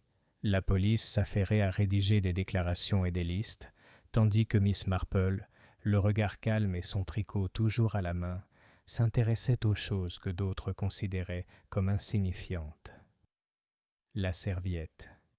Elle n'avait pas oublié la serviette en papier plié qu'elle avait remarquée lors de la première confusion de la fête, une serviette légèrement tachée de nacre. La servante l'avait balayée avec le reste du désordre, et Miss Marple avait alors remarqué que les broutilles, si on les néglige, ont tendance à disparaître à jamais. Mais la chance sourit aux observateurs. En traversant l'arrière-cuisine, elle aperçut une liasse de vieux papiers et d'ordures destinées à la poubelle. Là, parmi les restes, se trouvait la serviette, froissée maintenant mais reconnaissable. Elle l'examina attentivement sous la lumière vive de la fenêtre de la cuisine. La tache avait séché en une légère croûte, irrégulière et luisante. Ni sucre, ni citron. Tout autre chose. Elle replia la serviette dans son sac à tricot. Elle ne dirait rien pour l'instant, ce n'était pas nécessaire. Mais sa conviction grandissait. Le breuvage fatal n'avait pas été versé au hasard. Le pichet à citron. Plus tard dans la journée, elle fit une promenade tranquille devant le jardin des Harding, où l'agent Evans était posté pour surveiller les provisions de la fête. 2 pichets de limonade, soigneusement étiquetés, se trouvaient encore sous la tente. Miss Marple, avec son air de grand-mère imprécise, admira la guirlande, demanda des nouvelles de la mère d'Evans et réussit à jeter un coup d'œil à l'intérieur. L'une des cruches brillait, immaculée. L'autre portait un léger filet sec près du bord, encore collant. Miss Marple remarqua avec intérêt que l'anse était plus brillante d'un côté que de l'autre, comme si elle avait été essuyée à la hâte avec un chiffon humide. Pas lavée, juste frottée. Une main négligente aurait pu le faire, mais pas celle d'Elspeth Harding, pensa-t-elle, et certainement pas celle d'Anne Price, qui aurait été réprimandée pour un tel manque de soin. La cheminée. Cet après-midi-là, l'inspecteur Reeves ordonna un second ramonage de la cheminée d'Ivy House. Cette fois, sur la suggestion de Miss Marple, le ramoneur examina non seulement le conduit principal, mais aussi la petite cavité latérale. Il en sortit un fragment de papier carbonisé, à peine plus qu'un bord, avec un demi-mot dessus. NCE. Reeves le jugea inutile, mais les yeux de Miss Marple s'illuminèrent. Elle rangea le détail avec autant de soin que si elle l'avait glissé entre les pages d'un livre. Hasard, finance, entrée, innocence. Les mots en disent peut-être plus par ce qu'ils suggèrent que par ce qu'ils révèlent. Le feuillet de Madame Harding. Le soir même, Miss Marple croisa Madame Harding quittant le bureau de poste. Elles échangèrent des salutations polies, mais au cours de leur brève conversation, Elspeth dit, sans réfléchir, « Bien sûr, Anne n'aurait jamais dû être envoyée chez le pharmacien. » Cela ne pouvait manquer d'être remarqué. Elle rougit un instant plus tard, réalisant ce qu'elle avait laissé échapper. « Enfin, corrigea-t-elle, si tant est qu'elle y soit allée. On entend tellement d'exagération. » Miss Marple hocha la tête comme pour témoigner sa sympathie. « Tout à fait, ma chère. Les conversations villageoises peuvent être très inventives. Pourtant, c'est intéressant de voir comment ces petites courses restent gravées dans la mémoire. » Madame Harding s'éloigna précipitamment, le visage figé par l'agacement qu'elle ressentait à cause de sa propre langue. Miss Marple réfléchit. Ce soir-là, Miss Marple était assise dans sa chambre, la serviette étalée sur la table devant elle. Autour d'elle se trouvaient ses aiguilles à tricoter, une pelote de laine bleu pâle et l'ordre paisible de son sac de voyage. Pourtant, ses pensées étaient tout sauf oisives. La serviette, avec sa tache nacrée, la cruche, essuyée à la hâte comme pour cacher un contact, le raclement de cheminée, la cheminée, pas un jour, et maintenant, NCE. Remarque négligente de Madame Harding. Des morceaux, encore dispersés, mais se rassemblant vers une forme. L'inspecteur Reeves, elle le savait, était assez habile avec les preuves, mais il lui manquait une longue expérience de l'observation de la nature humaine. Ses lapsus, ses habitudes de dissimulation, ses tentatives habiles de contrôle. C'étaient précisément ces choses qui trahissaient toujours. Miss Marple replia la serviette et attrapa son tricot. « Il faut être patient, » murmura-t-elle. « Les modèles ne se révèlent pas à la hâte, mais une fois vus, ils ne peuvent plus passer inaperçus. » Les aiguilles claquaient doucement dans la pièce silencieuse, et dans son esprit, le schéma du meurtre commençait, point par point, à émerger. Chapitre 10. Le filet se resserre. Mercredi, l'ambiance à Rose Hill Green était tendue. L'enquête se profilait, la police persistait à soupçonner Anne Pryce, et pourtant, les rumeurs d'autres mobiles abondaient. Les ménagères s'attardaient plus que d'habitude à faire leurs courses, échangeant des remarques furtives. Les hommes à l'auberge hochèrent la tête en buvant une pinte, persuadés d'en savoir plus que la police. Pendant tout ce temps, Miss Marple avançait sereinement, tricotant à la main, écoutant plus qu'elle ne parlait. Elle attendait, avec la patience d'une longue habitude, que les fils se tordent en un nœud. La frustration de l'inspecteur Reeves. Dans la salle de classe du presbytère, Reeves s'est plaint ouvertement au vicaire. Les preuves sont contradictoires. Harding avait de l'argent en jeu, Madame Grant avait des irrégularités à dissimuler, la jeune Clara attendait des faveurs, la servante achetait du poison, et Madame Harding. Il s'interrompit, jetant un regard inquiet à Miss Marple, assise non loin de là, ses aiguilles cliquetant. « Madame Harding ?» demanda-t-elle doucement. Reeves fronça les sourcils. Elle contrôle chaque détail avec trop d'acuité. Si elle a menti en disant qu'elle avait envoyé Anne chez le pharmacien, ça ouvrirait un trou de plusieurs kilomètres. Mais elle ne serait sûrement pas aussi maladroite. Et pourtant, je ne peux pas la mettre de côté. Miss Marple lui adressa un sourire bienveillant. « Inspecteur, les gens sont rarement maladroits quand ils agissent que par habitude. C'est lorsqu'ils sont sous pression qu'ils se trahissent. » La détresse de la servante. Cet après-midi-là, Miss Marple réussit à rendre visite à Anne Pryce, désormais logée au commissariat. Elle la trouva trempée de larmes et tremblante, les mains tordues dans son tablier. « Je n'ai rien fait, madame, » lâcha-t-elle. « Je n'ai jamais touché au verre de M. Bartlett. Madame Harding m'a dit d'aller chercher la poudre à guêpes, et elle m'a donné l'argent. Exactement, au centime près. Elle m'a dit de ne pas traîner non plus. Et maintenant, elle nie. » Miss Marple posa doucement la main sur le bras de la jeune fille. « Allons, allons, ma chère. Vous devez dire à l'inspecteur exactement ce que vous m'avez dit, et assurez-vous de lui dire exactement la monnaie. C'est important. » Anne renifla. « Mais il ne me croit pas. Personne ne me croit. »« Alors peut-être, » dit doucement Miss Marple, « il est temps que quelqu'un l'aide à croire. » Un mot avec Madame Grant. Plus tard dans la journée, Miss Marple rendit une nouvelle visite à Madame Grant. Elle la trouva arpentant son salon, visiblement agitée. « Mademoiselle Marple, je ne peux pas le supporter, » s'exclama-t-elle. « S'il condamne cette pauvre fille et que ce n'est pas vrai, oh, ce sera sur nos consciences à tous. J'ai peut-être été stupide, mais je ne suis pas une meurtrière. » L'expression de Miss Marple était toujours aussi douce. « Bien sûr que non, ma chère, mais vous devez comprendre que la bêtise et le meurtre se rencontrent parfois. Un mot gentil, un peu d'argent, une promesse non tenue. Ils peuvent s'en prendre aussi bien aux innocents qu'aux coupables. » Madame Grant resta assise, lourdement, les yeux écarquillés par une peur soudaine. « Vous voulez dire que Bartlett m'a promis la même chose qu'à Clara ?» Miss Marple ne répondit pas directement. Les hommes qui apprécient l'admiration se limitent rarement à un seul. Admirateur. C'est pourquoi ils finissent si souvent par avoir des ennuis. Le piège psychologique.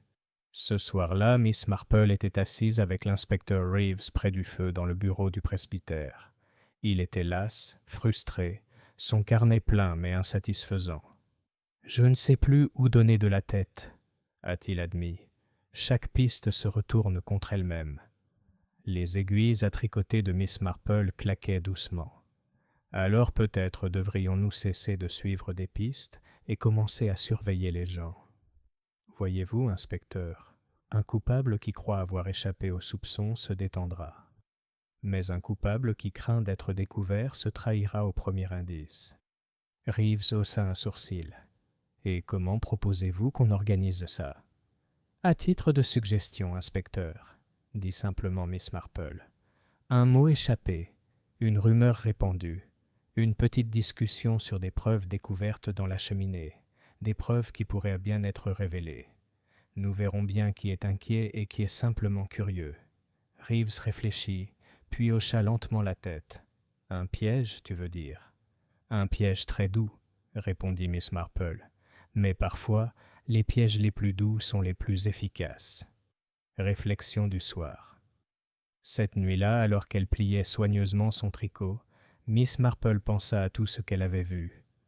La cruche essuyée, la serviette avec sa tache nacrée, la femme de chambre avec sa monnaie exacte, le lapsus de Madame Harding, l'effondrement de Clara après une dispute, les mots à moitié brûlés de la lettre. L'étau se resserrait, non pas autour de la pauvre Anne Pryce, mais autour d'une autre. Et Miss Marple savait qu'avant longtemps, la main coupable se révélerait.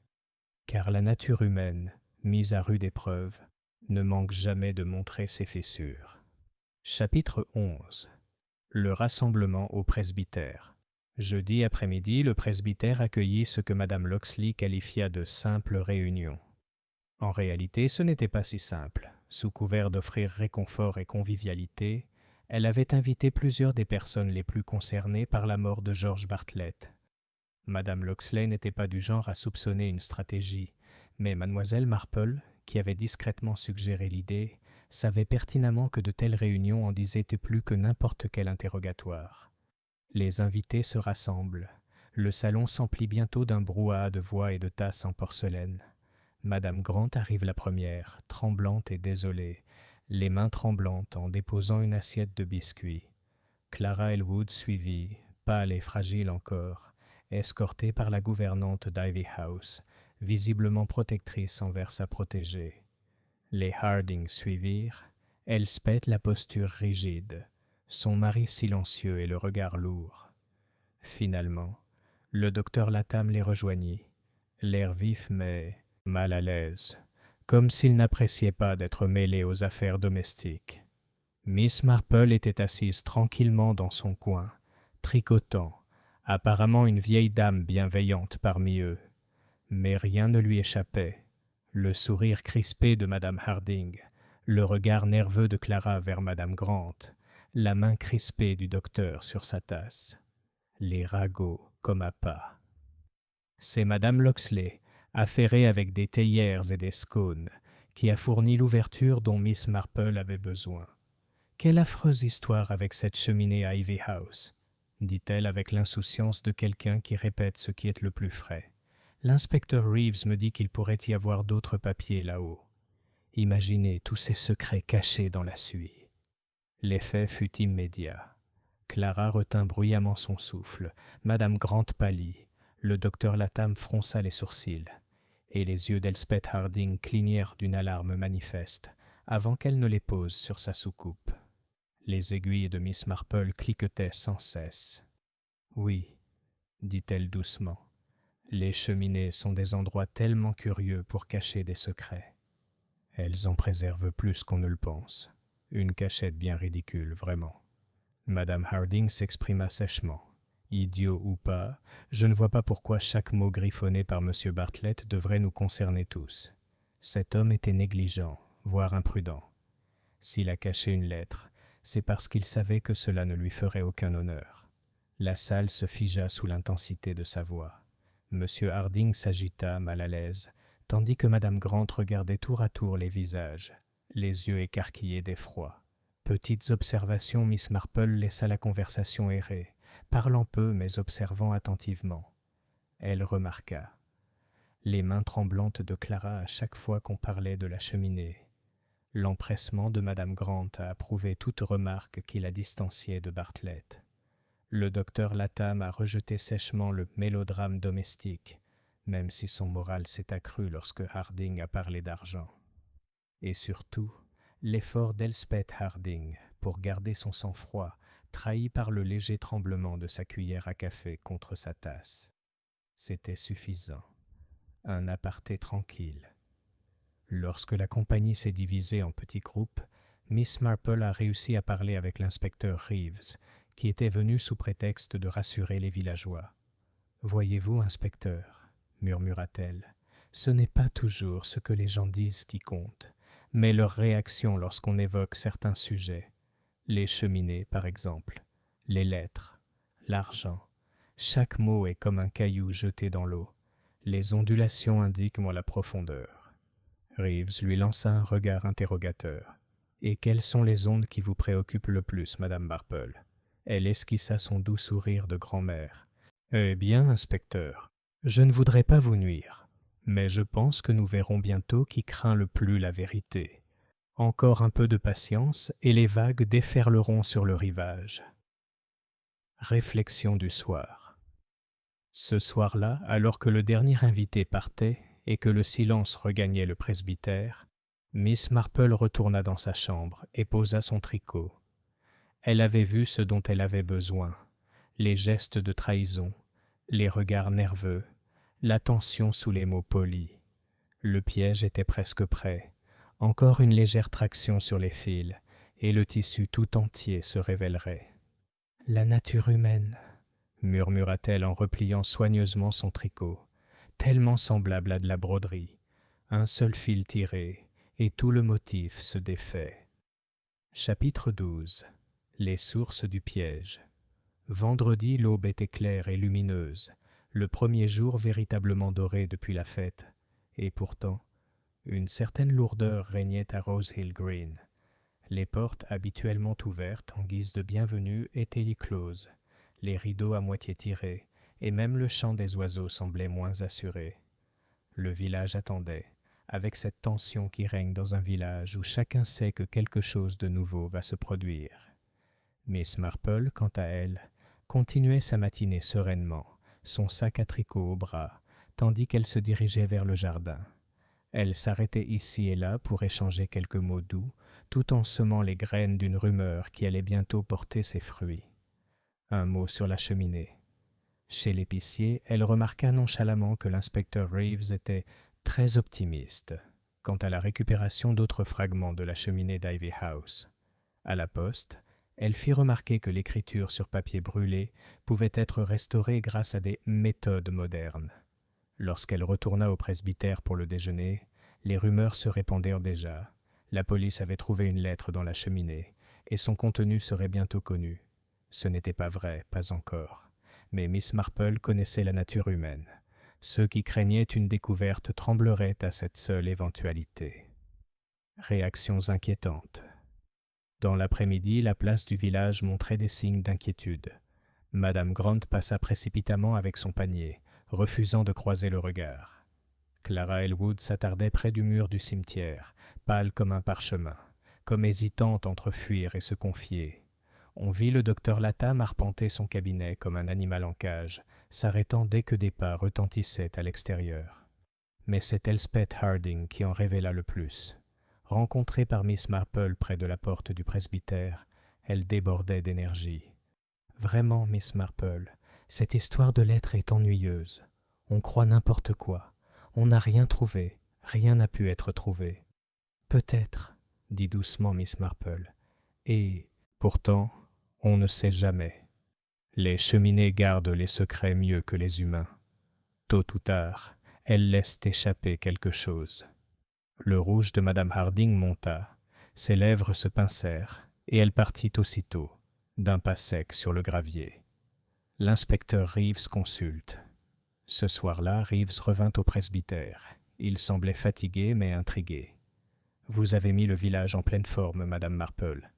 Ils parlent tous de l'être dans les cheminées.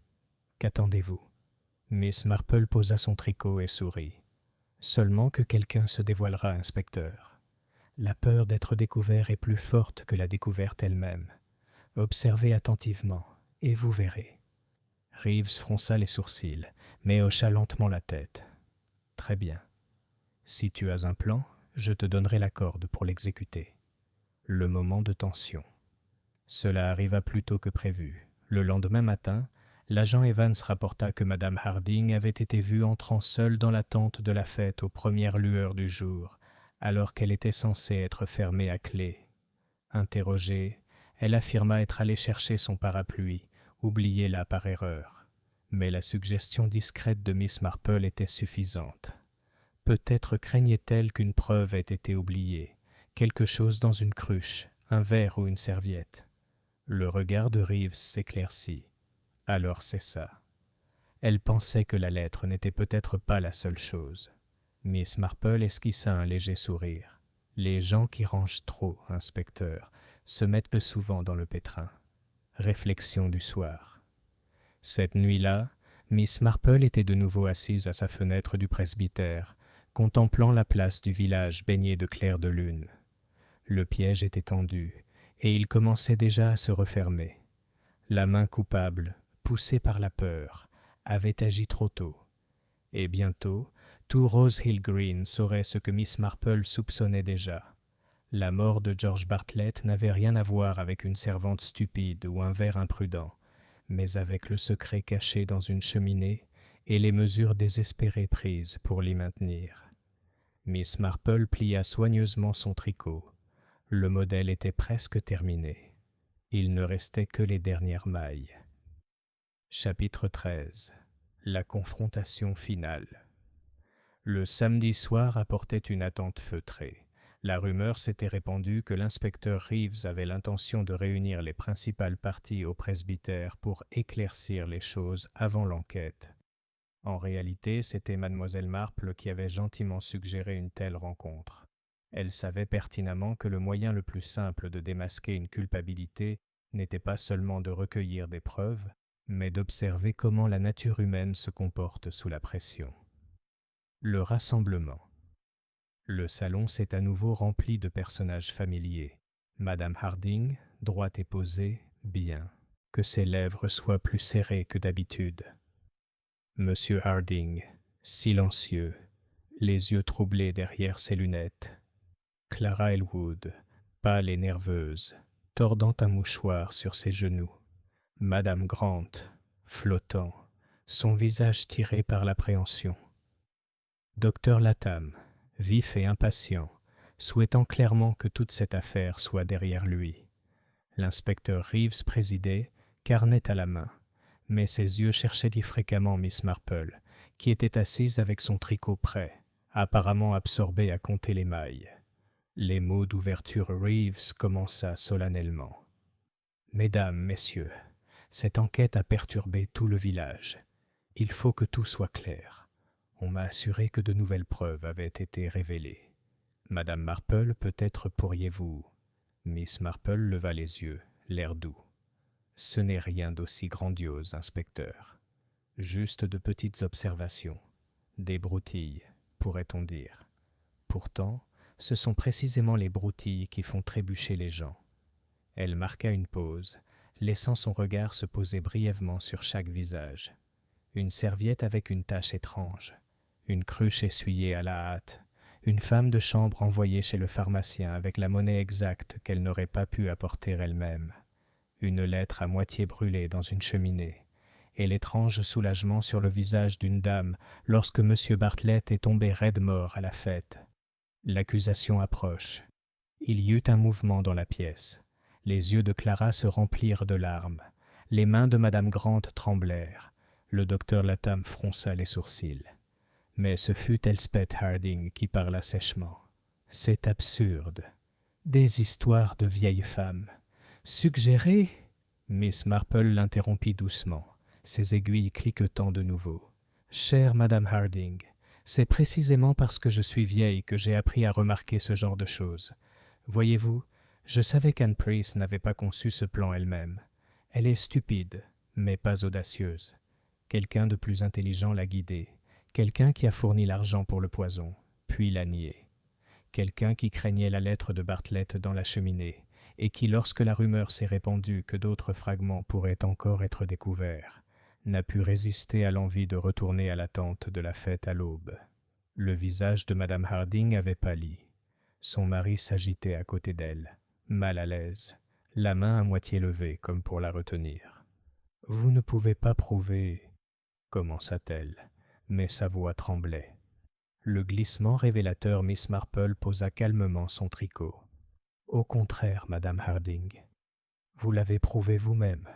Quand j'ai parlé du pharmacien, vous avez dit qu'Anne n'aurait jamais dû être envoyée.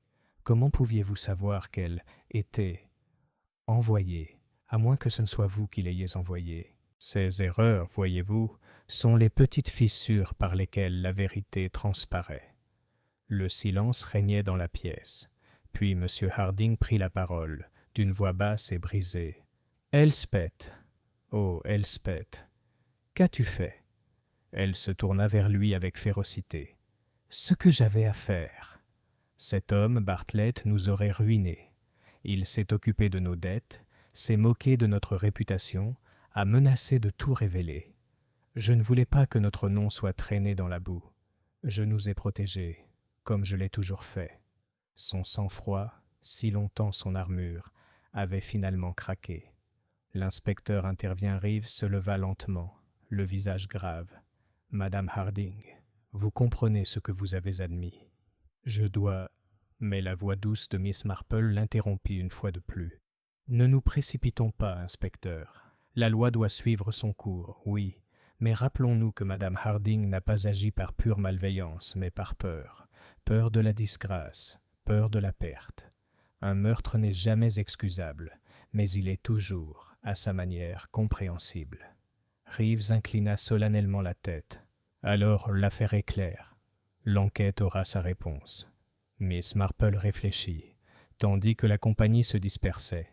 Clara en larmes, Madame Grant pâle de soulagement, Monsieur Harding accablé de honte. Mademoiselle Marple ramassa son sac à tricot. Son regard était pensif, sans triomphe.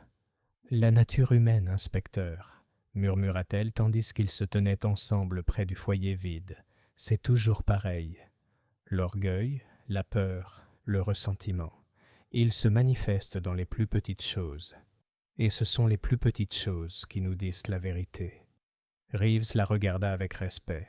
« Vous avez fait mon travail, Madame Marple. »« Oh non, » dit-elle avec un sourire doux.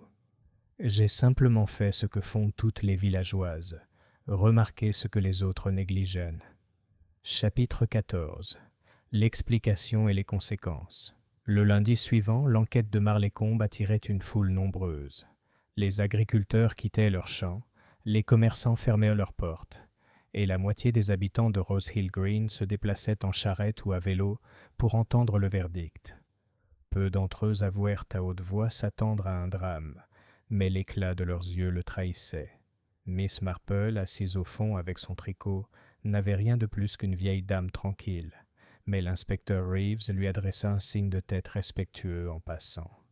Il savait, comme elle, que c'était son regard perçant et sa compréhension sereine qui avaient révélé la vérité. Les conclusions du coroner. Le coroner parla gravement de poison, de cyanure ingéré dans un verre de limonade. Il déclara que la mort de George Bartlett ne pouvait être attribuée à des causes naturelles.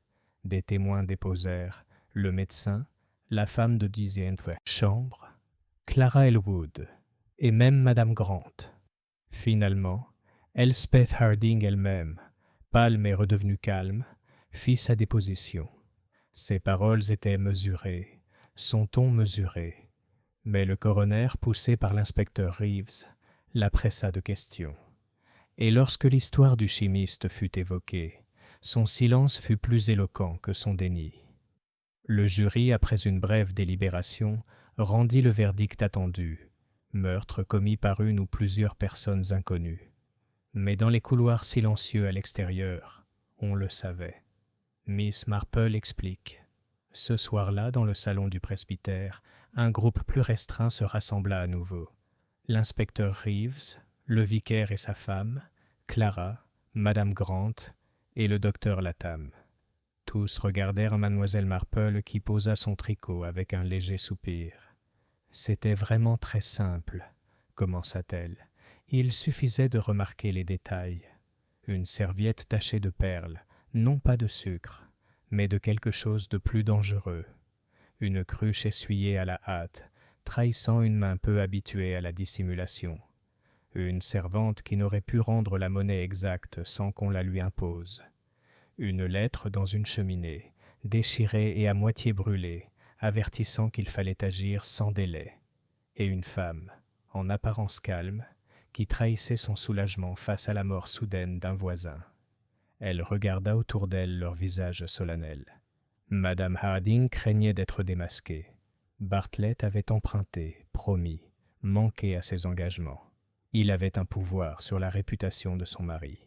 La lettre l'aurait révélé, et elle envoya donc Anne chercher du poison, espérant que la faute retomberait sur des épaules insensées.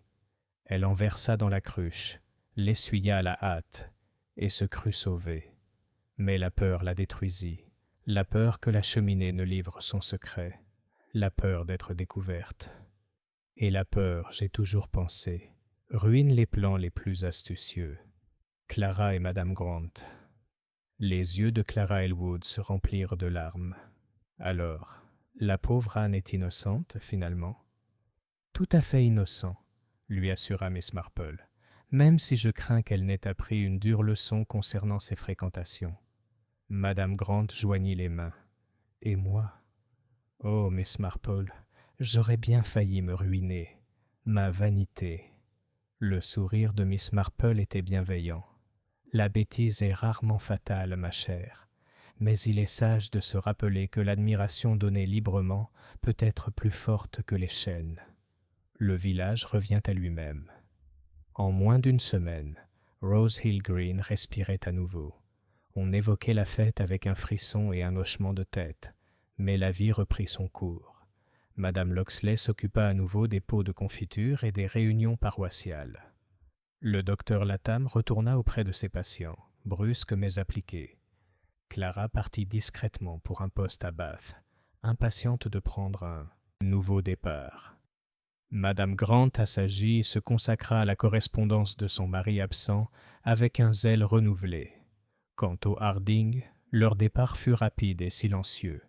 Leur maison était close, le jardin à l'abandon, les stores tirés. Les voisins parlant d'eux rarement et toujours à voix basse, comme par un accord tacite. Miss Marple réfléchit.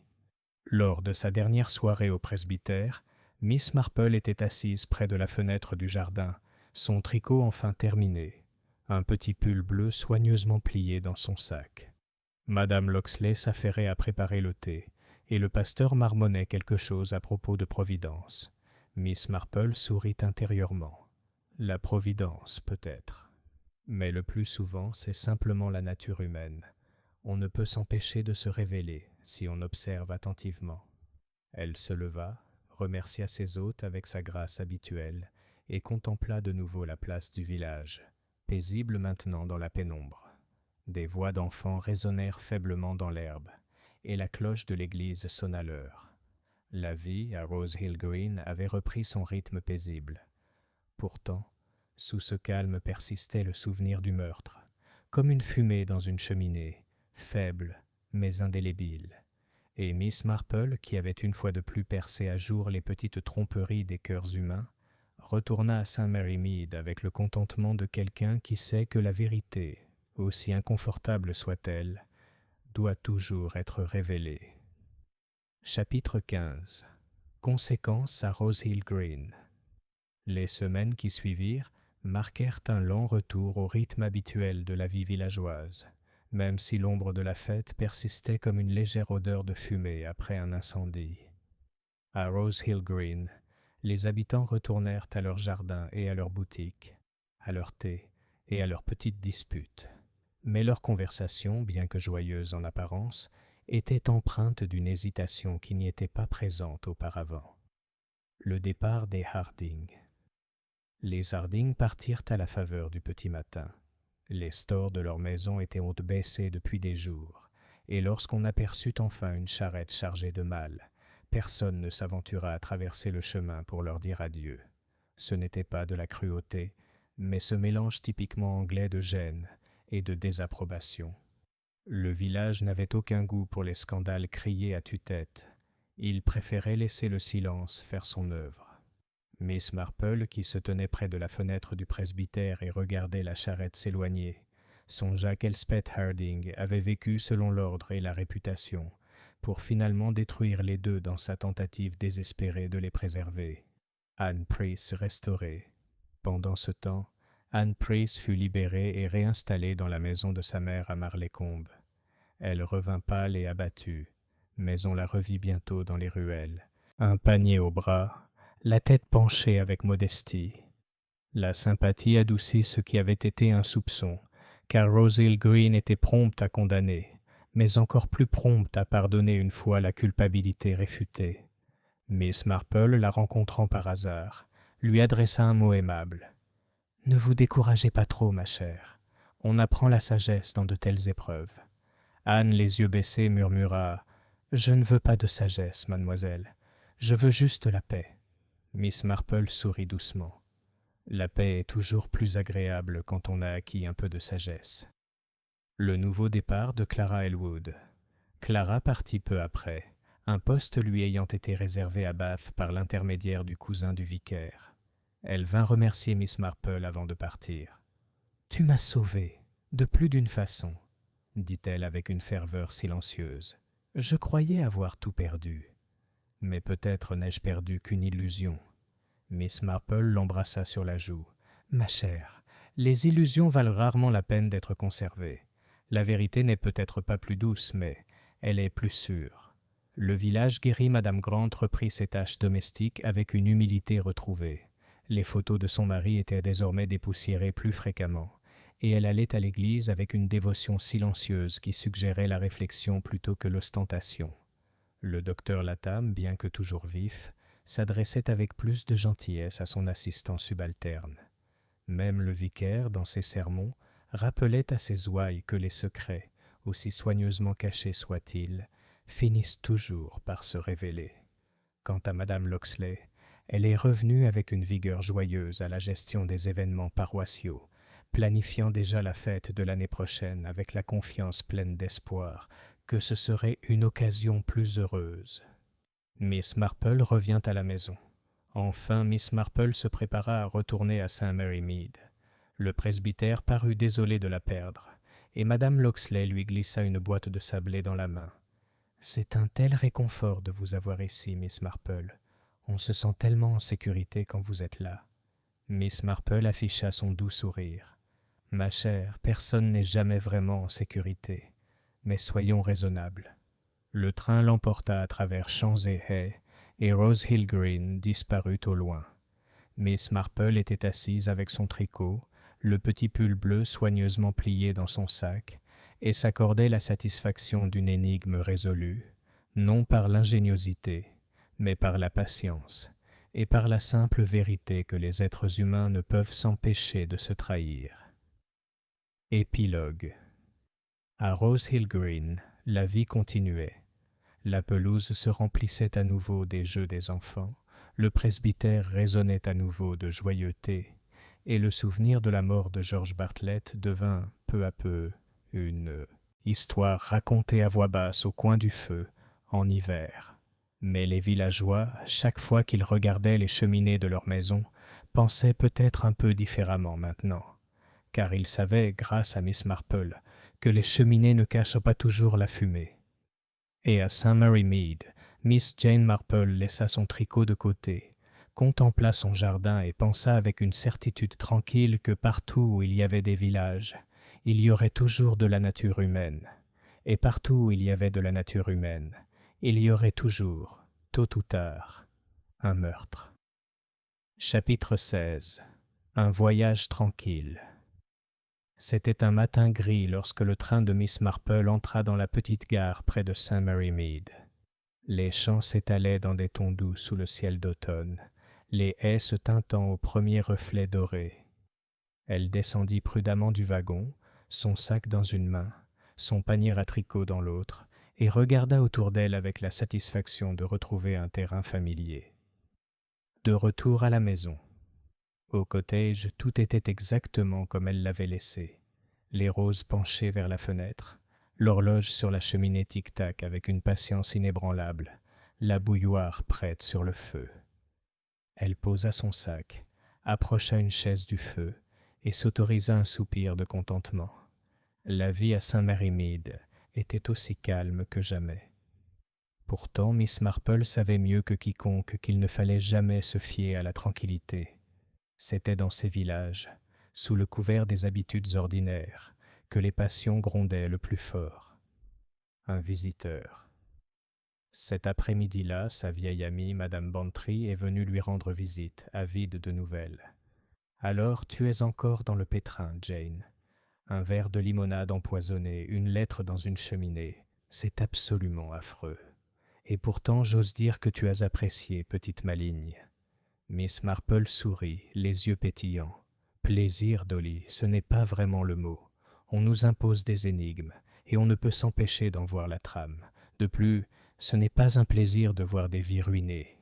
Pauvre Madame Harding, tant d'orgueil, et tout cela réduit à néant. » Madame Bantry frissonna. « On peut se demander, Jane, combien de secrets se cachent, même ici à Saint-Mary-Mead. »« Plus que suffisant, » dit doucement Miss Marple. « Mais les secrets, comme les lettres dans les cheminées, ont tendance à se glisser dans la peau. Il suffit d'être patient. » Solitude du soir. Une fois son invité parti, Miss Marple reprit son tricot près de la fenêtre. Le petit pull bleu, enfin terminé, était plié à côté d'elle. Dehors, le village avançait tranquillement. Les enfants rentrèrent de l'école en courant. Le facteur poussait son vélo. Un voisin s'arrêtait pour bavarder à un portail. Miss Marple observait tout cela avec un regard affectueux. Chaque sourire, chaque geste, chaque pose sur le pas d'une porte lui disait quelque chose. Elle ne cherchait pas les mystères, ce sont les mystères qui la cherchaient. Et elle savait, avec une certitude tranquille, que tant qu'il y aurait des villages, il y aurait toujours des énigmes à démêler, et des vérités attendant, comme la fumée d'une cheminée, de s'envoler vers la lumière. Réflexion de clôture. Elle plia son tricot et se leva pour tirer les rideaux contre le crépuscule. « La nature humaine, » se murmura-t-elle, « est partout la même. Elle commet ses petites erreurs, se trahit par des futilités et se croit en sécurité. Et c'est pourquoi, en fin de compte, il faut toujours être attentif et à l'écoute. » Le feu crépitait doucement. L'horloge sonnait l'heure et Miss Marple, calme, observatrice, tranquillement satisfaite, s'installa dans son fauteuil. Dehors, la nuit tombait sur Saint-Mary-Mead, aussi paisible que jamais. Et ainsi, une fois de plus, la vie reprit son cours.